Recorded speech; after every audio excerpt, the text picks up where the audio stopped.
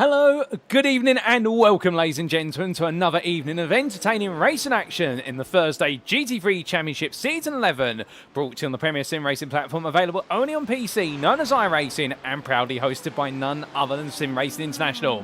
That's right folks, a week passes and we are back, and what a time to be back of course, because we have made our way to Italy for the Monza Circuit, and it is round number 5 of the championship. It is the midway point after today, and we are wrapping up the first half of the season with a circuit that's highly familiar, but also with an unconventional twist. Because the Monza Circuit is a circuit that everybody knows and loves. Made and opened in 1922, it is argued one of the oldest circuits in the world, if not at least on the European continent, and it is a circuit that has been a true power circuit at its core from its inception all the way through to its modern variations. However, as our drivers get ready to go racing today, it's not just its standard 11-corner layout that they'll be taking on, but instead we decided to pay tribute to what is the classic Monza Circuit, which in the early 1960s came to a close in terms of hosting Formula 1, in particular in 1963, in the era where safety was becoming an increasingly important suggestion and one day would become mandatory in motorsport. And indeed, we are seeing our drivers take on the layout that was closed down in 1970. It is none other than the Monza combined layout, marrying together the Grand Prix circuit and also its extensive oval, which has been disused for the best part of 50 plus years. It is a combination which will absolutely maximise the concept of a power circuit through to its core.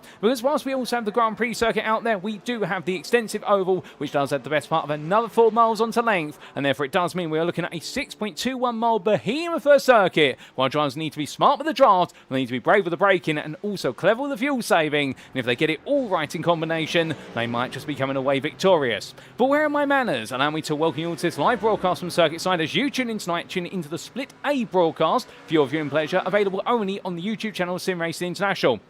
Indeed, go to youtube.com and search for SRI or SimRacing International, and you'll be catching all the racing action out on a weekly basis from all of our series, and particularly on Thursday evenings in our GT3 Championship. As always, we have 2 broadcasts running in parallel. This is the Split A broadcast, where you do have the Elite and Pro drivers, but you also have the Split B broadcast, which is in the very capable hands of Chaz Draycott and none other than Darren Thacker, and that's going to be covering the Premier and Evo classes. But if you're staying here, you're staying with me. My name's Paul Walsh, and I'll be bringing you all your racing action as it unfolds on Split A over the entirety of the season, including tonight as I drive take on quite a hot Monza circuit. It does look as though the ambient temperature may only be 20 degrees centigrade with a little bit of cloud but much sun. However, that track temperature pushing upwards of 42 degrees centigrade right now, and it seems to be climbing. But without further ado, as we make our way into this round, let's give you a recap of the story so far and what we've got lying in wait for this round. So we take a look back in time, and here's where we've been thus far. We started off all the way back on the 8th of January at the Sachsenring, and goodness me, it's crazy to think that we have completed a whole month since then. We've made our way out to January, and we're into February of 2026, but we opened up in Germany. Then we made our way to the US of A for the Daytona Road Course, which in some respects is going to feel a little bit of an analogy to where we're racing today, albeit we're a much shorter circuit, being half the length approximately. That was on the 15th of January for 2 30-minute sprint races. Then we made our way back to a 1-hour feature race format. That was the Portimao Grand Prix circuit in round number 3 on the 22nd of January, and indeed it was quite a wet day there as well in Portugal, which served to mix things up even more. And last time out we were in the US of A once again. We returned to the state of Florida, and we made our way to the debut round of what was the Miami International Autodrome circuit. Its Grand Prix layout only opened in 2022, and what exactly did we get to see there over our 2 30-minute races? Well, in the elite class, it was almost a perfect day for Tseard Ploeg, who took pole position and tried to run away with victory in both races. He did so successfully in race number 1, with his rivals more intrigued with fighting each other behind, and particularly Hayden Miller and William Humphrey fought over what was the run-up spots on the podium, and their battle between each other was so incredible that meant that Ploeg was able to just run away and take the victory in the first race. However, in the second race in the elite class, it wasn't quite to be his win. Instead, it was the first time for Jack Whyborn, who in the end started right towards the front of the field with the inverted grid, the top 15 being inverted of course. He stayed out of trouble, took the lead early off of the pros that were sat in front of him, and then he started to pull away until Ploeg made his way through the field and caught him right towards the very end, but Whyborn made sure that his Mustang was enough wide to stop the accurate NSX driver from making it 2 out of 2 and therefore picking up the perfect score. So Whyborn definitely taking some points there off of Ploeg and then furthering his own championship aspirations, but Tseard Ploeg still the man to beat without a doubt in in the elite class, and also Hayden Miller and William Humphrey really creating a rivalry between the two of them, whereby it's going down to even the smallest of margins under braking, with Miller switching to the Aston Martin, and indeed William Humphrey trying to show to him that he's the king of the V8 Vantage. But as for the Pro class, meanwhile, what exactly did we get to see there? Well, it was a split of victories, with Mikey Story taking the first win of the day at Miami and taking his first win of the season. It was an absolutely brilliant freeway fight between himself, Rhys Saunders and Villa Kotonen, and in the end the pole sitter of Rhys Saunders seemed to be on course to make it a win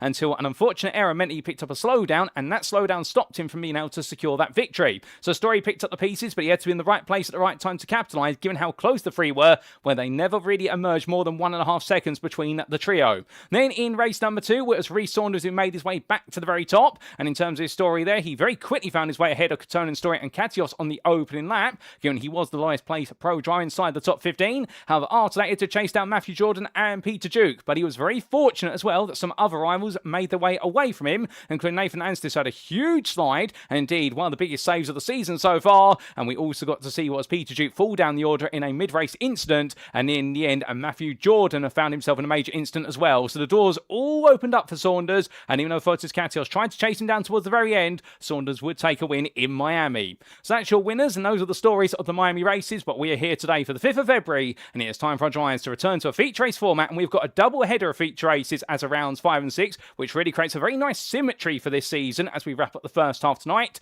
at the Monza combined circuit. And after tonight, in a week's time, we kick off the second half of the season. There is no mid-season break, but we return to mixed conditions and we return to the US of A, but it will be to the state of Virginia because our drivers will be making their way around the full course of the Virginia International Raceway, and that will be on the 12th of February.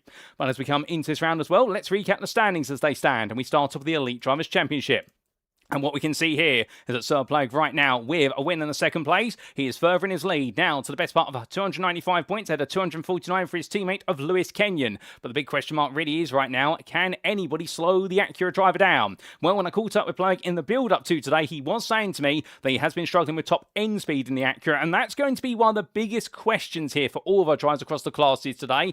Does their car have the ability to push towards 300 kilometers an hour? Because some of these cars, they have plenty of flexibility with regards to their gear ratios and their final drivetrain, whereas others, meanwhile, do not have as much flexibility, and that's going to be the real balancing factor on that balance performance. Who can get the maximum top speed? Because nobody will be wanting to run any wing on their cars, and they'll all want the gears to be as long as humanly possible. So could Ploeg be held back today by the limitations of his own car? Well, he'll be doing anything he can to stop that from happening, and we will have to wait and see. Lewis Kenyon, meanwhile, well, he wasn't on the podium last time out. The first time we've seen him not finish on the podium in some time. And indeed, what an interesting round it was for him in the end. Really was sidelined compared to many of his rivals, but still picking up the key points. William Humphrey sits in third and made it back-to-back third-place finishes. And what a rivalry he had with Hayden Miller last time out, with Miller making the switch from the Corvette to the Aston Martin. And what was Miller who gained the upper hand on Humphrey in race number 1 with that absolutely huge dive in towards the apex of turn number 8 on the final lap. But meanwhile, in race number 2, it was William Humphrey who got the better hand of him in the fact that he proved every time to turn number 1 that Hayden Miller was braking way too late and Humphrey could just perform the switchback each and every time.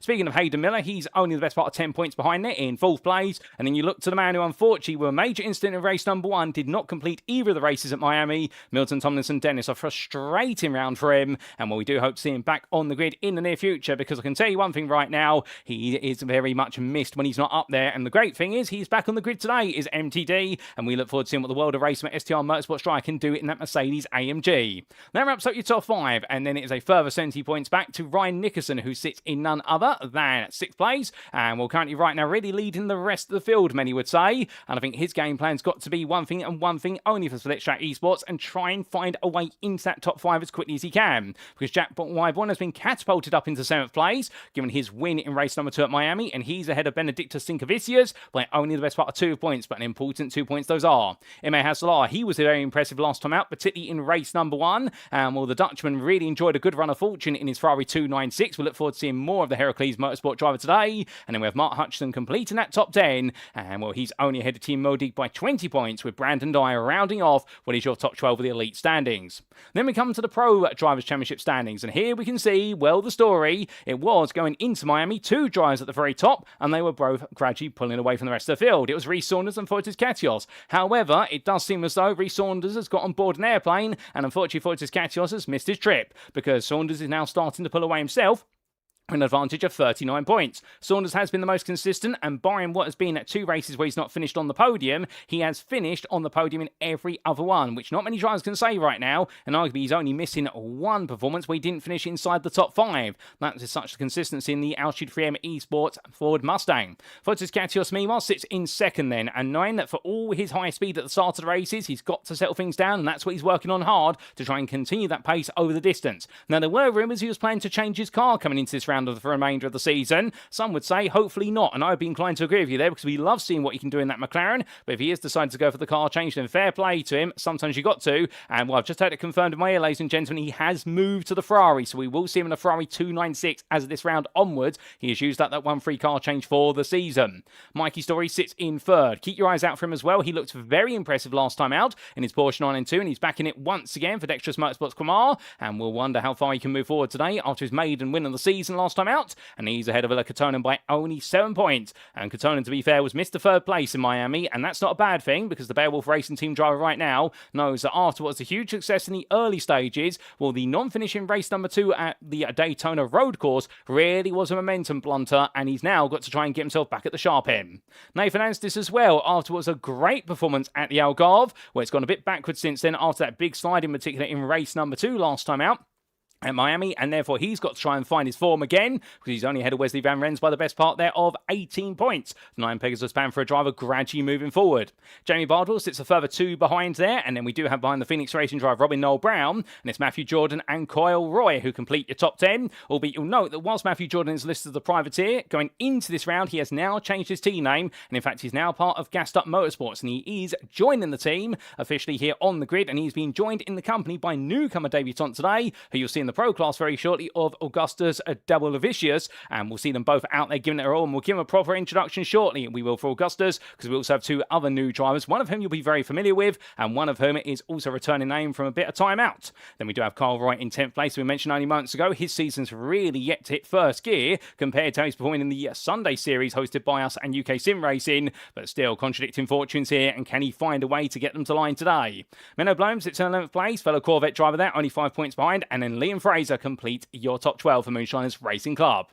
Then we come from the Pro Championship standings to the Teams Championship standings. And as a reminder, of course, these are standings which apply to teams across all of our splits, whether it be Split A, Split B, or combined. And as we can see, Vulcan, Fasters by Glass Tech Racing, they are leading, and well, their lead has been significantly cut. Miami was not a happy day for them. It was a very tough round for Nick Stubb in particular, and in what was Split A really had a difficult day, and they'll be hoping for plenty more because his weaknesses really offset the strengths of William Humphrey, and vice versa for the 2 Jans, Jan Osterberg and Jan Nagy in Split B. Vulcan Motorsports, meanwhile, their number 2 team, the MKS team of Miller, Kenyon and Spree, they are moving a little bit closer. They are closing the gap, and they've leapt from 4th to 2nd. Dexterous Motorsports Quar, meanwhile, they hold on to 3rd, just about 11 points ahead of MJK Sim Racing, who had several major incidents and involvement in them in Split B's racing at Miami, and therefore they've fallen from 2nd to 4th. They're only 11 points ahead of Split Strat Esports, who continue to move forward. Both drivers, both Nicholson and Katios, impressing in Florida, and they are only ahead of the Axis Sim Sport Z team there, who have moved all the way from 10th to 6th. But the key thing you can see here already is the fact it is really tightening up right now inside this top 10. It was breaking apart after the opening 3 rounds, and Miami has served to throw everyone into the cauldron and spit them back out very close to each other. So Axis and Sport Z there, only the best part of a single point ahead of Vulcan Motorsports 1, that being the partnering team of Sinkevicius and Ploeg. And well, Sinkevicius not having a happy day at the office, but Ploeg definitely did. And Moonshiners Racing Club there, moving close to them, only 3 points further behind. We then do have Altitude 3M Esports. Well, they currently sit in 9th on 430 points, moving from 11th to 9th place. So they're really catching up to Team MRC and also Vulcan Motorsports 1. And then it's Darkwing Racing there, who move into the top 10. It's their first time inside the top 10 this season, and they had an absolutely brilliant round at Miami in Split B, and that's how they've earned their right to be there on 415 points. Now, they are only 8 points ahead of Phoenix Racing Red, who sit in 11th. However, do keep in mind that they're off screen right now, and also off screen is the GPX SimSport teams of Xenon and Onyx. They are right behind the 11th place team of Phoenix Racing Red, and we also do have 9 Pegasus Panther almost on the verge of breaking into the top 10, so we could see several teams drop out after this round, depending on how the results go. But without further ado, let's introduce our circuit for today, and is of course the Monza Combined Circuit. Located near the city of Monza in the Lombardy region of Italy, from which it takes its name, Circuit length, 6.21 miles, all 39.99 kilometres. Depending on your preference of units, but what doesn't change is the number of quarters. 13 of them, and a huge thank you to iRacing.com, not just their brilliant simulator, but also the absolutely fantastic track maps contained within it. And you can see here, this circuit right now really marrying together what is the GP circuit plus also the old oval of the older days. For as the drivers make the way around, the thing they'll notice most is the fact they finish straight. Well, they begin essentially in the pit lane for what would be the Grand Prix circuit, or what is a partitioned off portion of the Grand Prix circuit. In fact, the pit lane stays completely separate. I should correct myself straight away, but they will go roaring onto the oval, and it'll be a flat out all the way through the bank into turn number 1, and then they'll make the way onto the flat before going back up onto the oval bank into turn number 2, and then they will come onto the Grand Prix loop, and it will be the traditional run of 11 quarters, starting with the Rettivillo chicane at turns 3 and 4, and then it will be at Curva Bazzano, the long right-hander that sends them all the way out towards Regia at turns 6 and 7. Then we've got the two Lesmos, the two medium speed right-handers. Well, they make the way down the Cerro straight, or the Curva del Cerro, the curved straight, if you will, and then into the Ascari chicane they'll go at turns 10, 11, 12. The medium speed chicane, well, they'll charge the way towards Parabolica at turn number 13 to complete the lap and do it all over again. But indeed, this is going to be taking the theme of a classic power circuit to the limit. And who exactly is going to show their powers here? Well, we're going to find out, because enough introductions for everything. We're all here to see the race in action. Let's make our way back to circuit side, and as we do, ladies and gentlemen, who's impressing and who meanwhile has got some pace to find? Well, here is Benedictus Sinkevicius as he makes his way on down the start finish straight, and in this qualifying session he is currently the second fastest, and he is just behind his teammate Tseard Ploeg, and Ploeg right now proving to be a very quick driver in his own time as we do look to the blimp camera as he makes his way onto that oval banking. Now, you have to forgive us for the fact that we do have quite a limited budget with regards to our cameramen and cameras positioned around today, so every so often the cameras may cut to a tree line, and that's just because of where the cameras are positioned. It is a huge and extensive circuit here, but given the nature of the circuit as well, that means you will see what will be plenty of action up and down the field, but you'll just have to bear with our cameras if they do this, for example, for a brief moment and show you the trees, and well, that's just a limitation on our end, but we'll very quickly find an alternative camera as quickly as we can. But we're not going to lose too much racing action, I can assure you of that. But Sinkevicius makes his way on, backing himself right now, and continuing on that lap. We will get an onboard lap or two, and let's take a quick look to the YouTube chat to see what you've all got to say. Well, we do say hello there to Akko Bai, who says good evening all, and good evening to you, good sir. And well, looks so everybody's all set for an exciting race, including yourself, and you're wishing the best of luck there to none other than Nick Stubb and Glass Tech Racing. And well, where is Nick Stubb? He's currently making his way on around. He's coming down towards Parabolica Curve, and he is in the draft there with his teammate William Humphrey. So the Vulcan Fasters by Glass Tech Racing team both wanting to work together here in order to be able to try and move forward, and definitely having the teammate to work with is going to be highly valuable in what will be this qualifying session. Starting further up the order, well, it's not going to guarantee you victory, but it could be worth a lot when it does come to making progress through the field versus essentially having a cool run at the very front. We also do say hello there to Miguel Rivas, who's cheering on the Heracles Motorsport team. And speaking of our Heracles drivers, well, of course, we do have Ime Hassalar. He's out there, just making his way towards us now, coming in towards turn number 5. And as he makes his way on around in that Ferrari 296, we are expecting the Ferrari to be quite a monster around here. Given the fact we always talk about the fact the Ferrari seems to struggle to a degree when it is in clear air and it's on a long stretch, because it takes an eternity to get into 6th gear, and that 6th gear is incredibly long. But given the fact we've got some very long stretches of flat-out tarmac, and also the fact of slipstream, you could understand if he is going to be able to find a major draft over the entirety of the lap. So Ime Hassalar right now be thinking about that, as he does have his teammate, the Ford Mustang, just tucking in behind, and that being none other than the Ford Mustang, I do believe, as we briefly lose them to the trees. And, well, do apologise for that. We're going to look to the blimp camera instead. The trees there definitely been a bit pesky today, but he makes his way on down in towards Ascari. Well, his teammate definitely following him very closely there, and that Ford Mustang of none other than, I do believe, what is, well, I believe that is going to be none other than Jesper Svensson, who's following around, and we would be right on that. Svensson now heads his way up towards the end of the GP loop. As he heads on down, we also say hello there to Ploeg, that's Ploeg Gamer 363, and that's Tseard Ploeg, who says, holy slipstream I got. And, well, it does look as though Tseard Ploeg right now proving that whilst the speed of that Acura might be not too strong in clear air, he's been able to find the toe, and he's been able to find a way to put himself in provisional pole by the best part of a 10th. Now, can anybody upset the balance there and knock him off a pole position? We will have to see. More tries to make the way on through at this point in time. 12 minutes left on the clock, and we do look to Max Wheeler here meanwhile as he gets ready to embark on his journey, tucking into the draft there of one of our Corvettes. I do believe that's Kyle Roy's car that he's tucking in behind. And as we briefly lose him beyond the tree line, there they come. And well, in the end, he's going to have to go a bit higher here, as Roy's going to go to the low line and onto the flat, and they'll swap things around here, and they might be trying to mutually work together here in order to both gain over their respective laps. So you can do a bit of to me to you action, as we also get a bit of tree line action there, as he makes his way onwards towards what will be the second part of the banking, and gets ready to come back on us. They go off into the distance, and then they'll come back very shortly afterwards, and the speeds they're picking up will be absolutely huge, and we'll get you an onboard lap very shortly, ladies and gentlemen, of that.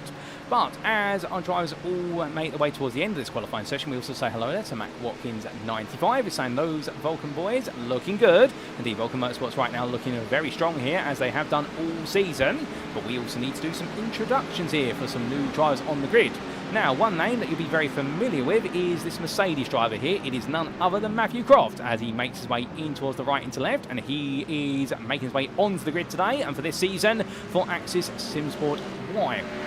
He's replacing his teammate Ashley Brooks, who's unfortunately had to withdraw from the series due to personal circumstances. Nothing bad, he's not just been able to make the rounds as of late, so therefore he's given up his spot, and he's handed it over to Matthew Croft, who indeed starts off, well, he's going to be joining the Axis SimSport Y team and looking to do everything he can to try and further their momentum. As we do briefly lose him and then find him once again, well, himself and your 1-2-3 driver there, both coming down quite gradually in towards what is the chicane there of Regier. So I think they're trying to work out exactly how they want to play this. They're going to have to be careful, because they end up stepping on each other's toes for too long. As we lose them there in towards the tree line, well, they're very quickly going to find out the fact that they'll have a lot of drivers coming on through behind them as they make their way through Lesmo 1 and in towards Lesmo 2. To get ready to come back on us here. This is definitely going to give you vibes of what will be the first ever televised Formula 1 race at the Fuji Grand Prix circuit, all the way back in the era of Hunt versus Lauda, because back then, of course, they had very limited camera angles, and also the rain that took away a lot of the visibility. So we briefly lost them there as they made their way through, but these two drivers still trying to figure out which one wants to be ahead of the other. I do apologise for the fact we can't see them anywhere else other than through the blimp camera, but thankfully we do have the Goodyear blimp flying around today, so we have been able to deploy it. As they come on through right now. Well, we also do look to other newcomers. We wish all the best to Matthew Croft on his debut. And in terms of our other newcomers out there, we do have none other joining in the pro class alongside Croft. We also do have Augustus Doublevicius. And in terms of where Augustus is right now, here he is, making his way down the start-finish straight. And as he powers his way on through, well, he's going to be making his way down towards turn 1 or onto the over shortly. And he makes his debut for what will be Gassed Up Motorsports in his Porsche 992. We wish him all the best of luck with that. As we get the distant camera shot there, joining for Relentless Racing and making his way onto the oval banking there as he roars his way on past. And we'll get a camera angle of him when we can as he makes his way on around there. And the Porsche looking very quick, to be fair, towards top end speed. And indeed, the Porsche seems to be a very popular car at the moment in the GT3 category on iRacing with the current balance of performance. But here he comes on back to us, and as he does so, there's your Gassed Up Motorsports driver. And of course, he is joining the rank and file of none other and then Matthew Jordan, who's gone from privateer to Gassed Up Motorsports, and we wish both of them the best luck. And I had the pleasure of catching up, not with both drivers necessarily, but also having a chat to what was none other and then our driver, or our team manager there of the team, and that was Matt Gatter, who I had a quick conversation with in the build-up to today. And, well, what he was saying to me of the fact that he's absolutely excited for both drivers to make their formal debuts, if you will, for the team today, albeit they have been team members for some time, but the fact they're actually recognised as part of the team for the SimRacing International Series here, and he's looking forward to seeing and hearing how they get on, as we do briefly find the car there, coming down in towards turn number, what is, I was going to say 1 and 2, not quite, that's going to be turns 3 and 4. Now I'm going to get those corner numbers in the right order. It always remains turns 1 and 2 for me whenever we think about Monza and of course the Rettivilio chicane. But it was good to speak to Matt, and he was just very excited to see the team out there. He's been enjoying keeping an eye on the team's performances so far, including what has been Mr. Jordan's performances.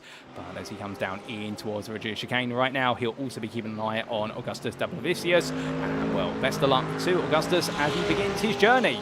But we also do have out there none other than another newcomer to the grid today, and that is going to be Dan Edvardsen, and he's in the BMW M4. Albeit that's a tree, there he is on the blimp camera, and he makes his way down in towards what will be the first chicane there, and as he makes his way into that braking zone, well, do we find him? No, sadly we don't. It does seem as our cameras there have lost him for a brief moment, but hold on, be a bit patient, he's eventually going to come around, he's just got to get his way through Curva Pisano, and we'll eventually find him, ladies and gentlemen, as he comes on through. It's not too far away now. He's going to emerge into the picture shortly. Surely he's got to emerge into the picture shortly. Come on, Dan, I've been setting you up here. This is a huge cue for you to make your debut. There he is, ladies and gentlemen, for what is none other than Relentless Racing. And he's taken over the spot of Danny Van and, well, we wish him all the best on his debut. Unfortunately, Danny not able to make the remainder of the season due to work commitments. However, we have had none other than Edwardson take over his spot, and it's good to see him on the grid here in the elite class. With 6.5 minutes to go, well, right now, we definitely want to get on board lap with one of our drives to see what exactly this Monza combined layout is all about. And well, the great news is, ladies and gentlemen, we can get one very shortly, and we're going to get in one from on board, one of our drives towards the very top of the time tower, because we just wait a little bit longer. Connor Spree's heading towards the end of his current lap. He's making his way on around there in what is the Lamborghini Huracan, and well, roaring his way on through. It is definitely a Lamborghini Huracan at the moment rather than the Can't, because he's put himself into 8th place overall. As there we do see a little bit of swapping around while these rivals stepping aside, making his way off into the distance for a brief moment. Can we get the helicopter cam to follow him? Yes, we can, and the helicopter following around right now. And well, that Lamborghini, a very quick car to be fair, as he makes his way on through Parabolica Curve. But without further ado, let's jump on board and get a lap with Connor Spree. To make his way across that timeline then and build up speed already in top gear, and this is going to be a long patience game here as he just keeps the throttle pinned and just waits for the car to go up onto the banking. Now, as gently as he can as he makes his way onto the banking here into an up speed of 170 miles an hour, still building as he makes his way on around, but he will gradually find out he can't increase his top speed any further due to limitations of air resistance versus what the car is geared for in aerodynamics. But coming off the banking, now onto the flat, and now you can see to build up speed a little bit more at 176 miles an hour, 177. It's almost peaking out here. We can see the rev limiter almost being reached by the fact the dashboard right now absolutely burning up high as we bring the track map up on the screen, and as he makes his way on through, coming on through turn number 2 right now through the second part of the oval banking, where he's got no draft to work with here. He's doing this all of his own volition in clear air, and that's going to be the end of the run of the oval.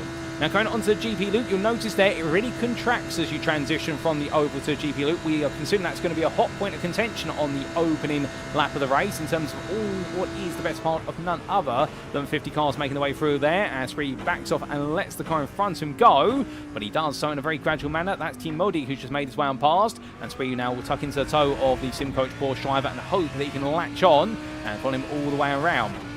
Now going in towards Curbazana here, we flat out every step of the way as he builds up the speed once again. And well, picking up a very distant toe, but he'll gradually gain the gap in about a second there between the two of them. So that's the perfect distance to be able to gain a slender amount of speed, but not get too close too early on. Into a gear chicane, braking nice and early there. And what is the 150-metre mark? Much like at Rettifidio. Now he heads up towards the first of the two Lesmos here. You've got to do this one on feel. You can use the Marshall's post on the right-hand side as a bit of a distant brake marker. You've got to brake about 60 metres from corner apex. And now in towards Lesmo 2. Onto the brakes of the 50-metre ball, coming down to third gear. As he makes his way out to the right-hander, it's now going to be flat out all the way through Seraglio and up towards the Ascari chicane. This will feel very familiar for most of our drivers here, if not all of them. Again, the fact they've probably spent plenty of time racing at Monza.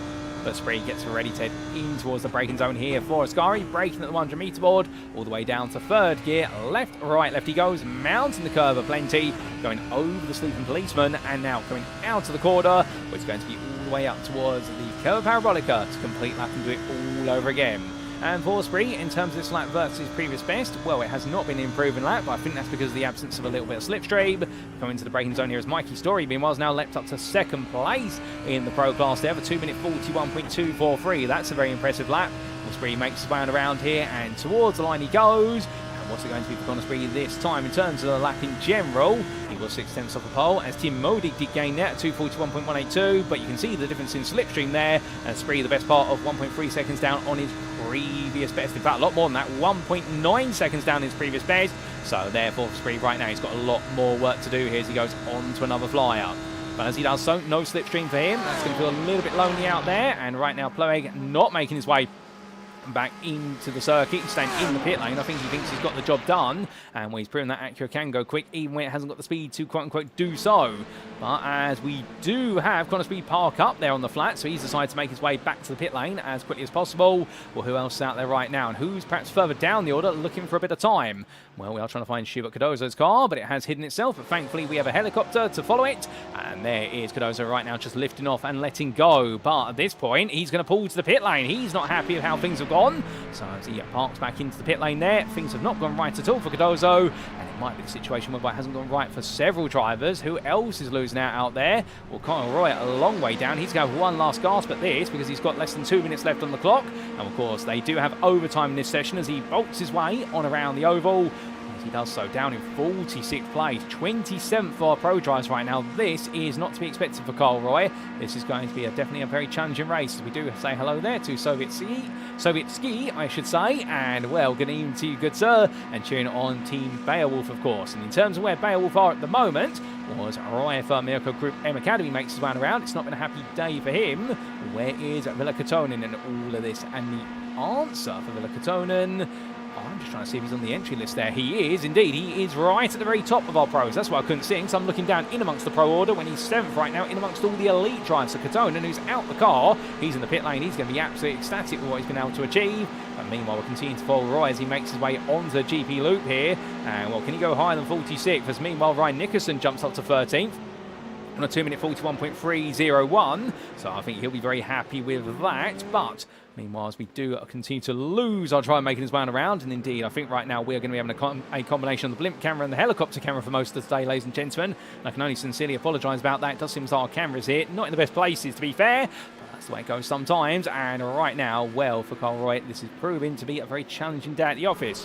Meanwhile, for Mark de Vries, he makes his way out to the final corner and gets ready to come back onto the start, finish straight at a distance.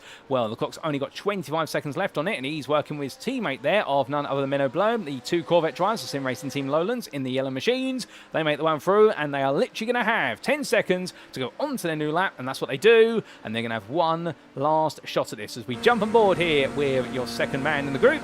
Makes one around. Well, this is on board with de Vries. How much speed can he gain here in the Corvette Z06 GT3R? And well, you're already seeing it on that banking with the tow already up to 173 miles now as he now goes onto the flat. That distant slipstream versus his teammate Menno Blom helping out massively. And well, Blom does not have anybody to work with here, but de Vries definitely has picked the perfect distance with which to engage this lap as he goes to 180 miles an hour. He's currently 10th fastest of the pro drivers. Blom is 8th fastest of them. Between the two is Matthew Croft. And we also do have Mark Hutchinson, the elite driver, between them. But right now, I think Mark de Vries will be hoping that he can potentially launch his way into what would be perhaps the top 5 of the pros. We're coming off the oval loop now in the slipstream here and going down that start-finish straight. This is going to feel much more familiar. Well, at a speed of 179 miles an hour, the car really maxing out here, and we do know the Corvette does have quite a limiting factor with regards to its top speed, but onto the brakes he goes, braking at about 170 metres there from corner apex going into Retfidio. Understanding he's got to brake a lot earlier because he's carrying the best part of an extra 20 miles an hour of speed compared to how they would on the Grand Prix loop. Now making his way up through Curvazano here, he's going to be the very last driver to complete his qualifying lap, including what will be his teammate of Menno Blom behind us. In fact, Blom has towed to the pit lane. He's done his job. It's just helped de Vries get a good run. Well, into the braking zone he goes, then braking about 130 metres away from the apex of the Regia chicane. Mounting the first apex very cleanly. Mounts the second apex a little less cleanly by comparison. But still the car holds together and now in towards the first Lesmo.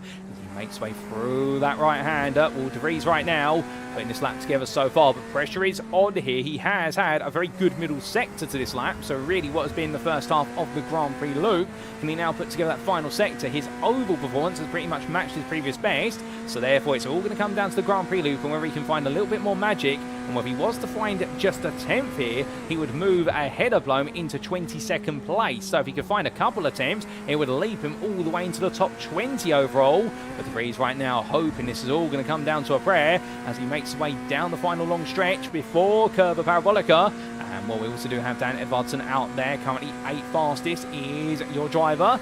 And well, the Dutchman just holding on inside that top 10 out of Conspree and Ashley Coupland. But as we do see de Vries rolling his way through that right-hander, coming all the way towards the timing line. Well, it's been a relatively calm into lap, but he's not run all the way out there. So I think de Vries shortened the run to the timeline, hoping this will help him.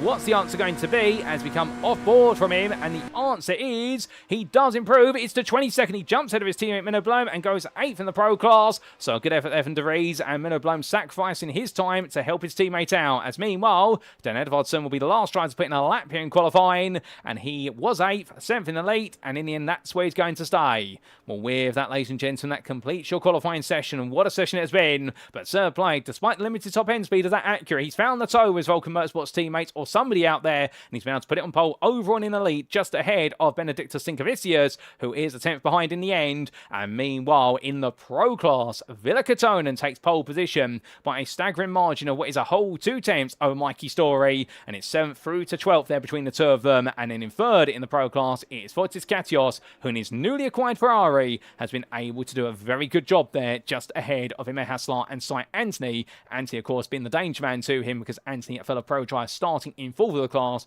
had Nathan Anstis, none other than Nicholas Carlson, and also I do believe Ari Saunders, who rounds off that top 20. But it's going to be an interesting one, given the way this qualifying session has gone, and I suspect when we do see the pack very closely together, when we go green flag racing, well, presuming they all survive what will be lap number 1, particularly the crunch from turn 2 in towards turn 3, where they go from the oval loop onto the Grand Prix loop, presuming they all make it through the oval course, and we do hope we see that. We don't wish for any major incidents to occur.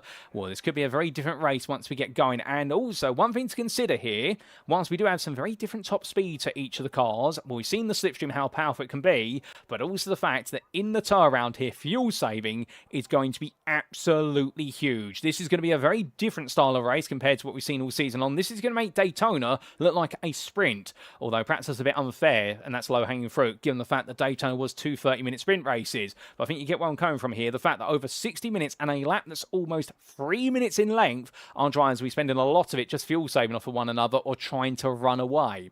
Well, the good news is, if you haven't got yourself a bit of liquid refreshment yet or topped up your beverage, alternatively, if you do need that quick bathroom break like our drivers do, you've got 5 minutes to do so now, ladies and gents, because we are in the warm-up period at the moment, and well, we are now waiting to go to the grid. So it gives us all a bit of an opportunity here to get ourselves mentally set for what's going to be exciting racing and plenty of action, but also it does give our drivers an opportunity to take one quick look at the setups on the cars and make sure they've got everything dialed in as needed. Now, some of you may be wondering, why do they go back out during the warm-up phase, given the fact, particularly at a circuit like this, we've only got 5 minutes, and you won't even be able to complete, really, one full flying lap. You'll be able to complete the outlap. Well, the reason is, and this is something that's quite new to me when I was speaking to a couple of drivers after last round at Miami, some of them were saying to me the fact they actually want to go back out there, and the reason for it is essentially to evaluate how the track conditions have evolved since the qualifying session. Now, the way that iRacing models each of these sessions is they are actually run to a date and time, and because we're not running static conditions, we are running time-bound conditions. What it does mean is that the day evolves. So you can imagine that, for example, the practice session may occur in the early stages of the afternoon, then qualifying occurs immediately after it, and there might be, say, a half an hour break before we do go racing. The track may have cooled, the track may have got warmer, in fact, depending on how the conditions have evolved, and that comes a very big theme in terms of the fact that a slight drop or slight rise in track temperature, or even a change in wind direction and sunny, it can completely change the entirety of the way the circuit behaves and indeed how the car behaves on the tarmac. But here we look to Jack Whyborn, of course, winner last night in race number 2 at Miami, overall and in the elite class, and he's absolutely ecstatic about that win. And I suspect right now he's going to have that momentum in his mind as he makes one around. And when that Ford Mustang is going to be very quick, no doubt about it. As we do say hello there to Nicholas Bajardo, who says, "Where are you, Badger?" And well, I'm not quite sure who that's referring to, but I'm sure that's referring to somebody perhaps on this grid. We do look to Hayden Miller as he makes one through, and Miller here once again in the car he switched to for the season, and from in Miami it is the Aston Martin V8 Vantage Evo, and he does seem to be very happy in this car, and indeed he was very aggressive with it at Miami, even though it's his first outing in it for the purposes of the series. He definitely looks as though a driver who's been driving it for the best part of what's been a whole season, let alone just one round. As he makes his way on around, we do look to the chopper camera there as he roars his way along, and he does so well, understanding for Hayden Miller. I think this is going to be one of those days whereby, like many, he's going to have to gauge how it goes from the very start and see exactly where he fits into that running order. But looking to your pole man, here is Ploeg making his way all the way down Sergio, I do believe, and in towards Ascari. And as he, oh no, not Ascari, that's going to be in towards the Regia chicane. And as he does so, the 172 driver here, I think definitely right now, feeling as though this could be a day where his practice is going to upset all the expectations and pull off what would be an unexpected result. But he's put it on pole. He's now got to try and deliver it from pole position. That's going to be a very different story. 60 minutes of racing here and a lap just shy of 3 minutes. It does mean mathematically we're expecting the best part of around 25 to 26 laps. There's not many laps on the board here, but those laps are all going to feel incredibly long. Making his way on around. Indeed, so great to see so many of you tuning in tonight. Do feel free to say hi if you haven't already. Don't be shy. Indeed, we're one of the most welcoming communities you can find in the current modern era of sim racing, particularly on iRacing, and there's never been a better time to be part of the SimRacing International community. As our drivers go through on these practice laps here, and well, nobody's really going to get time to get a flying lap together, but understandably, as we see Ploeg making his way onwards to the Vulcan Motorsports 1 team, we do look that little bit further down the order to Brandon Dyer. And right now, your Intel Racing team driver in the 158. He definitely had a bit of a frustrating qualifying session for the most part, but he's not even a very impressive driver under race conditions, to be fair. He's been one of those, don't judge him based on qualifying, judge him based on what he does after qualifying, and we can't blame him for that as he makes his way onto the flat. As he heads on through, we also look to Nathan Anstis here, the UK SimRacing Norris driver in the 96, as he makes his way on the flat there. So both drivers, I think, just getting a feel for the speeds they're going to be carrying right now, and also what it's going to be like to have a lot of fuel in the car once again, because in qualifying, you can take the fuel out, you want it to be as light as possible, but when you go green flag racing, you're going to have a lot of fuel in that car, and that's going to slow you down the banking. But also it means you've just got a little bit of extra weight. But of course, the Porsche 992 is a bit of an oddity because all the weight from the fuel goes to the front of the car, not to the rear, unlike all the other cars in this grid. And therefore, the aero balance of the Porsche 992 does change over the course of the racing, where you are getting a much lighter car on a lighter fuel tank, and it's light on the front, but still heavy on the rear because that's where all the aero and the weight is mounted with regards to the engine placement. But ladies and gentlemen, without further ado, it is time to make our way to the grid. 60 minutes of racing await us here in round number 5 of the championship of the Monza Combined Circuit. But who exactly will be at the Slipstream Master? It's about time to find out as we all get set to go to the grid.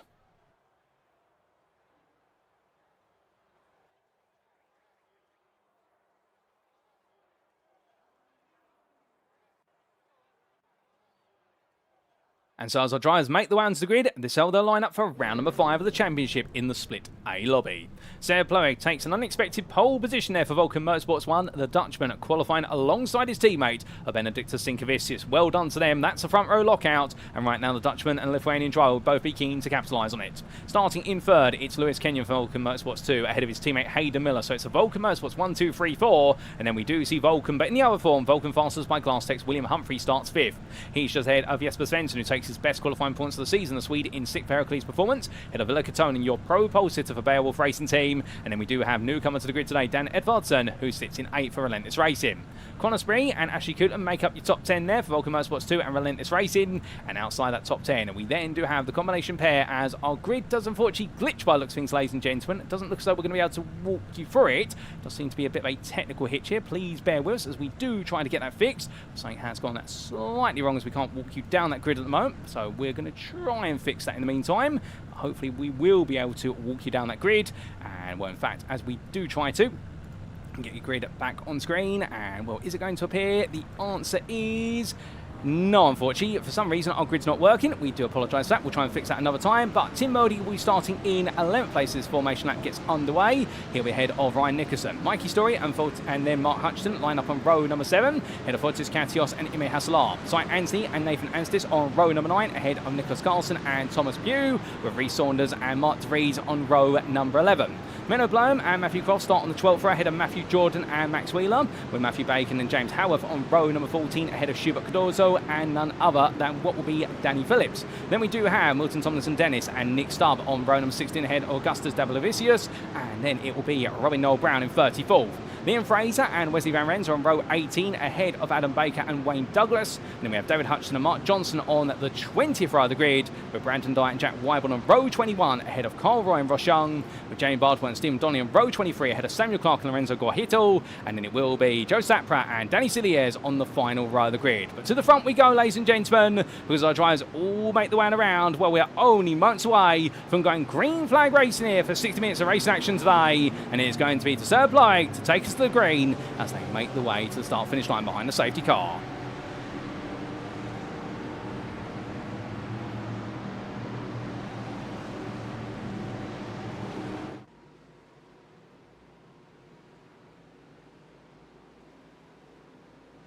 And it's lights out and away we go here for 60 minutes of racing action as they all get underway. And as they roar the way towards the oval for the first time of asking, well, there's a big scramble between cars as they make the way on through. But everyone here is going to have to be very tactical. They're all going to have to be patient as they make the way on around. And all up into the banking right now. A couple of drivers going nice and high. Oh, goodness me, I think so. It's got already further down the order. There has been a big shunt down the start finish straight. They haven't even made it to the oval there. We've got several cars about a big coming together. Can't quite tell you who that is. I think Guahetto's got caught up in that as well as what has been Stephen Donnelly and company. But meanwhile, we look back to the front of the field as they make the way through, and we look to the helicopter camera, and well, they're all pushing each other along already as Ploeg right now trying to stay ahead of Stinkavicius and Miller. The three Vulcan Motorsports drivers working together. Further back, we do see a bit of a scramble going on. Hold up, has there been a bit of an instant further on back? I'm not quite sure there. I think a couple of drivers have fallen down the order as well. I think there has been a big shunt further back. We'll get a replay of that when we can. But through they go, and everyone right now inside at least what is that top 20 seemingly surviving as they come on to what will be the GP loop for the first time. Now, unfortunately, we do have the wonderful tree line there obscuring everything. So instead, we look to the blimp camera here, and it's all chop and change in the mid-pack of the top 20, as this is going to be Thomas Pugh and Ryan Nickerson getting into an exchange with Matthew Croft a little bit further back. He's going onto the brakes here, and well, too wide of the road that is going to be, I believe, the car of Reece Saunders there, under a bit of pressure as Nicholas Carlson does make his way on past, and a bit further up the road, Mark Hutchinson and Lewis Kenyon fighting each other as they make their way off into the distance once more. But as they come through Coa Pisano, we briefly see them for a moment, and then as they make their way off into the trees, we lose them before they come back to us again as they make their way now in towards the left into right. So coming through the Regia chicane here, Mark Hutchinson definitely on a mission, as Dan Edvardsen, meanwhile, he's had a phenomenal start to this race. He's moved all the way up. He's going to go for the move here for what will be for second place versus Hayden Miller. But in the end, Miller gets back ahead of him coming in towards the first of the two Lesmos. So as they make their way now past the way to Lesmo 2, Edvardsen really on the attack here early on. He is not wasting any time as Edvardsen as we ride on board with your 143 driver. There's definitely been a huge number of casualties on the start of this race in terms of drivers being caught up in instance. We will get a replay of that shortly. It has caused the field to spread a little bit outside the top 20, but right now Dan Edvardsen, relentless racing, always living up to his team name here. He is proven to be absolutely relentless, and I think he wants to be right at the front of this pack. Doesn't want to be the leader necessarily, but he wants to be there. Perhaps he fancies his chances of taking the victory in this one as they make their way towards the end of this opening lap. As they do, well, we look from them to William Humphrey, who's giving chase behind. It's a bit further back. We do get Matthew Croft here. Croft looking around the outside of Reece Saunders, full place in the pro class. Trying to go all the way around the houses. Saunders there, fights him. They get a little bit of a touch going on there as they come through. But in the end, they both just about get to give each other separation. Now coming back to us there, Croft has to back out as Matthew Jordan's going to get a bit closer. But look behind, and you see Mark DeVries and Menno Blome. They've worked together. They have gradually staged about the field as they make their way towards the oval for the second time. Well, that's one lap complete, ladies and gentlemen. There's going to be plenty more. Oh no! As it all goes wrong, multiple cars getting caught up there, and in the Mark DeVries is collected. We don't have a direct camera on it, but it looks like Matthew Jordan right in the heat of that. The car's gone spinning on around, and there's been a tap of some description. I don't know what's happened to him, but with the gassed up motorsports driver, this has not worked out at all. And well, as he comes to a halt, meanwhile, making the way onward still, your leaders. But what's going on further back is we have lost the best part of, I dare say, ladies and gentlemen, half the field on the opening lap. Almost there, and well, I'm not exaggerating, we have lost what is all the way through to 28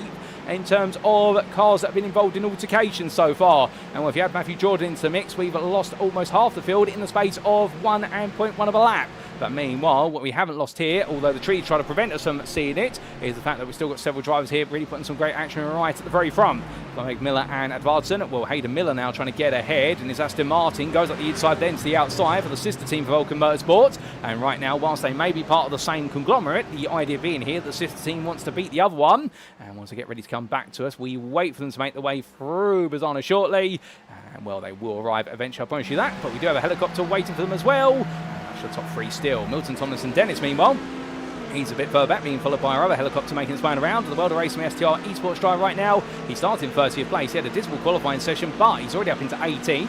He's trying to work with Menno Blome here to make a bit more progress. So it does look as though here the St Vincent's driver right now making a steady gain. Going up the inside there, lovely move versus Menno Blome. And well, that was an absolute chef's kiss of a moment there in terms of how he made that work. Menno Blome, to be fair, not fighting it too hard, but also making it very clear to me he didn't want to just give way. He wanted Thomas and Dennis to get on through and get the job done. As they now look forward to what will be the car of Max Wheeler just up the road, the Audi R8 driving the Evo 2, which arguably does have one of the lower top-end speeds of our GT3s in clear air. Well, he's over the back of Nathan Anstis, your fifth place runner in the pro class, and Anstis right now doing a good job of keeping things together. But as we briefly lose the tree line, and there they go once again. Well, through they come in towards Ascari. And right now, your number 192 driver here staying close to Wheeler. And, well, no change for now. I think it's all going to be a bit of a patience game here. Indeed, we do look a little further down the order. This is Fotis Katios, and, well, he's part of the pack of drivers who were caught up in the open lap instant. They've all been to the pits. They've all been repaired. As he makes his way now down the GP straight, well, you can see there the Ferrari driver all over the back of Sinkavicius. And, well, I think this is all now about trying to make up time that they've lost, because it has been a big loss of time, but still anything can happen here, and it only takes one driver to get it wrong, and suddenly it could be everyone's race in the bin. But still, the GP Sims What Zenon driver, Robin Noel Brown, I think he's feeling to himself right now he can make this progress work as he heads on through. But making his way in towards what was none other than Curvazano there. We briefly lose him, and he will come back to us shortly. But Noel Brown chasing after Spree, and indeed all these cars heading towards the next braking zone as quickly as can be. But they're all separating out a little bit at the moment. I suspect this is right now where all these drivers are thinking to themselves, you know what, we've got to work together, otherwise there is no way for us to make up time. As Whyborn, De Vries and Croft are all into the pit lane as well. So I think the lap 2 start incident definitely has caught them out, and they've got some repair work to be done.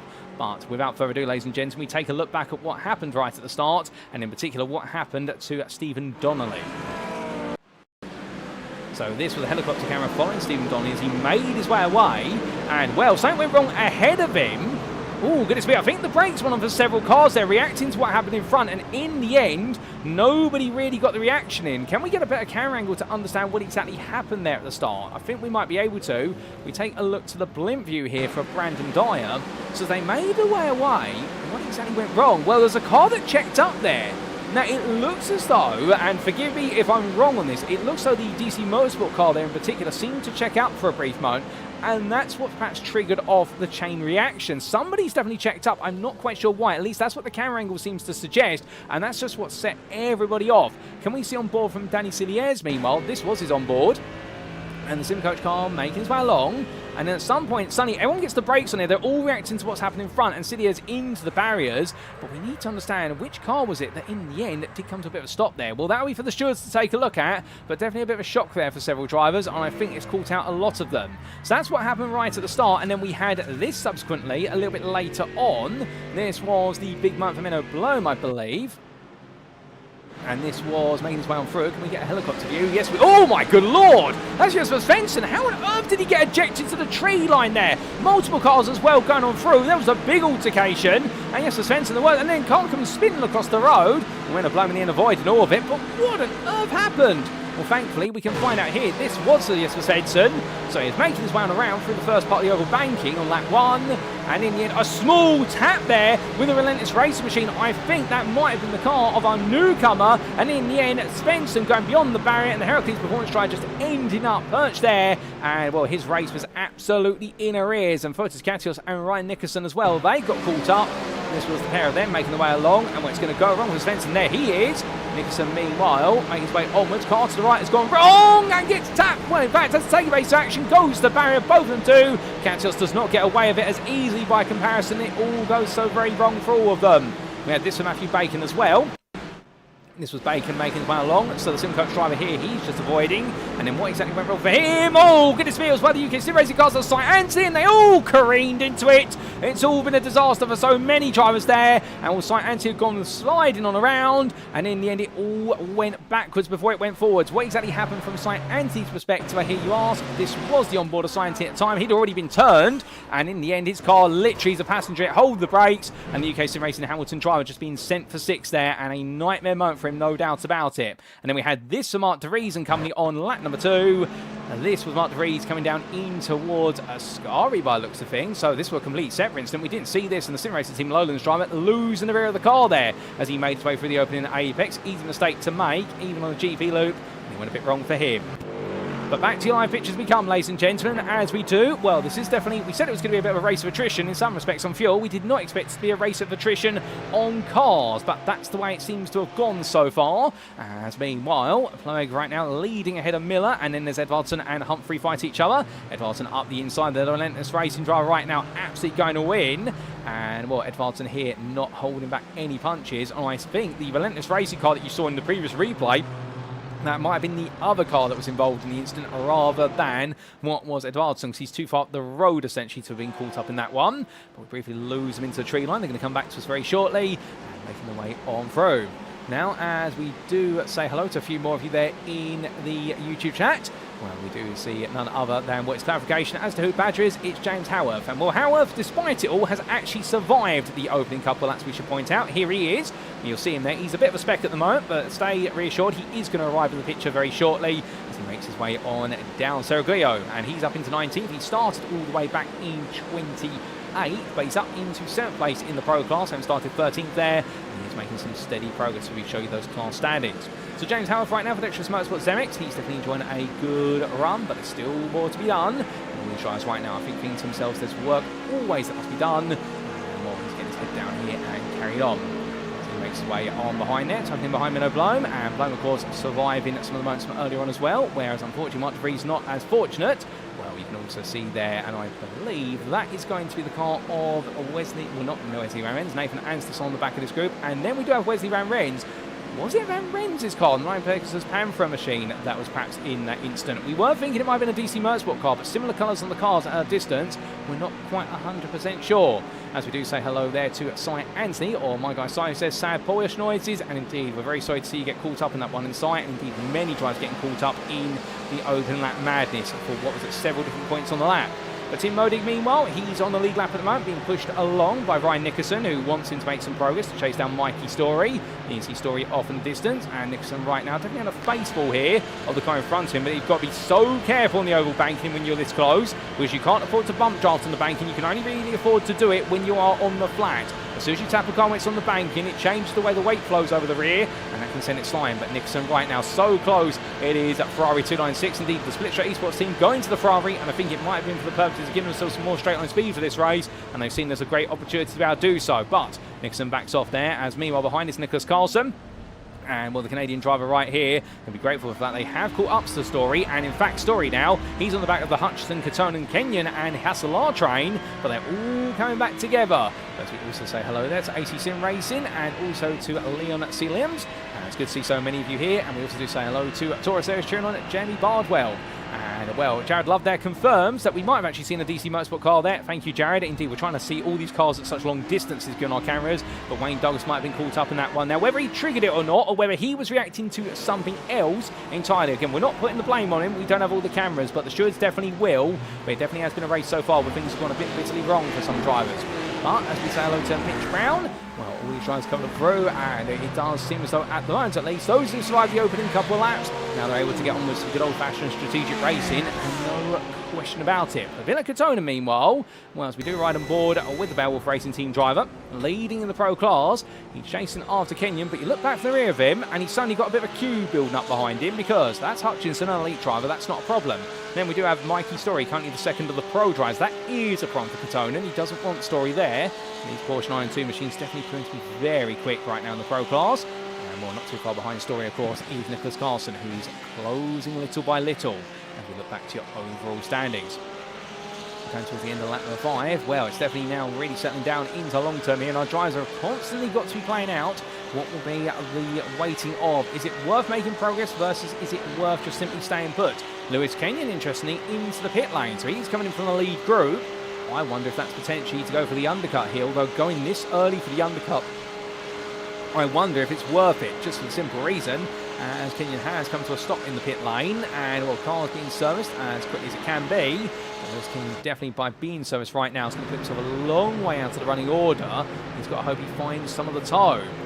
Further back, here's Lorenzo Gajetto fighting, meanwhile, coming through the opening couple of cores of the GP loop, the virtual racing team driver, who got caught up on what was an incident on the oval on the opening lap as he chases after Jesse Sensen. Now, the Italian driver here trying to work with him. Indeed, they really are in the second pack of cars here, currently 22nd of the pros behind the elite driver, and he'll be hoping he can just get that little bit closer. But the Heracles Performance Ford Mustang as well, all repaired, and that quick repair coming in handy for so many drivers here.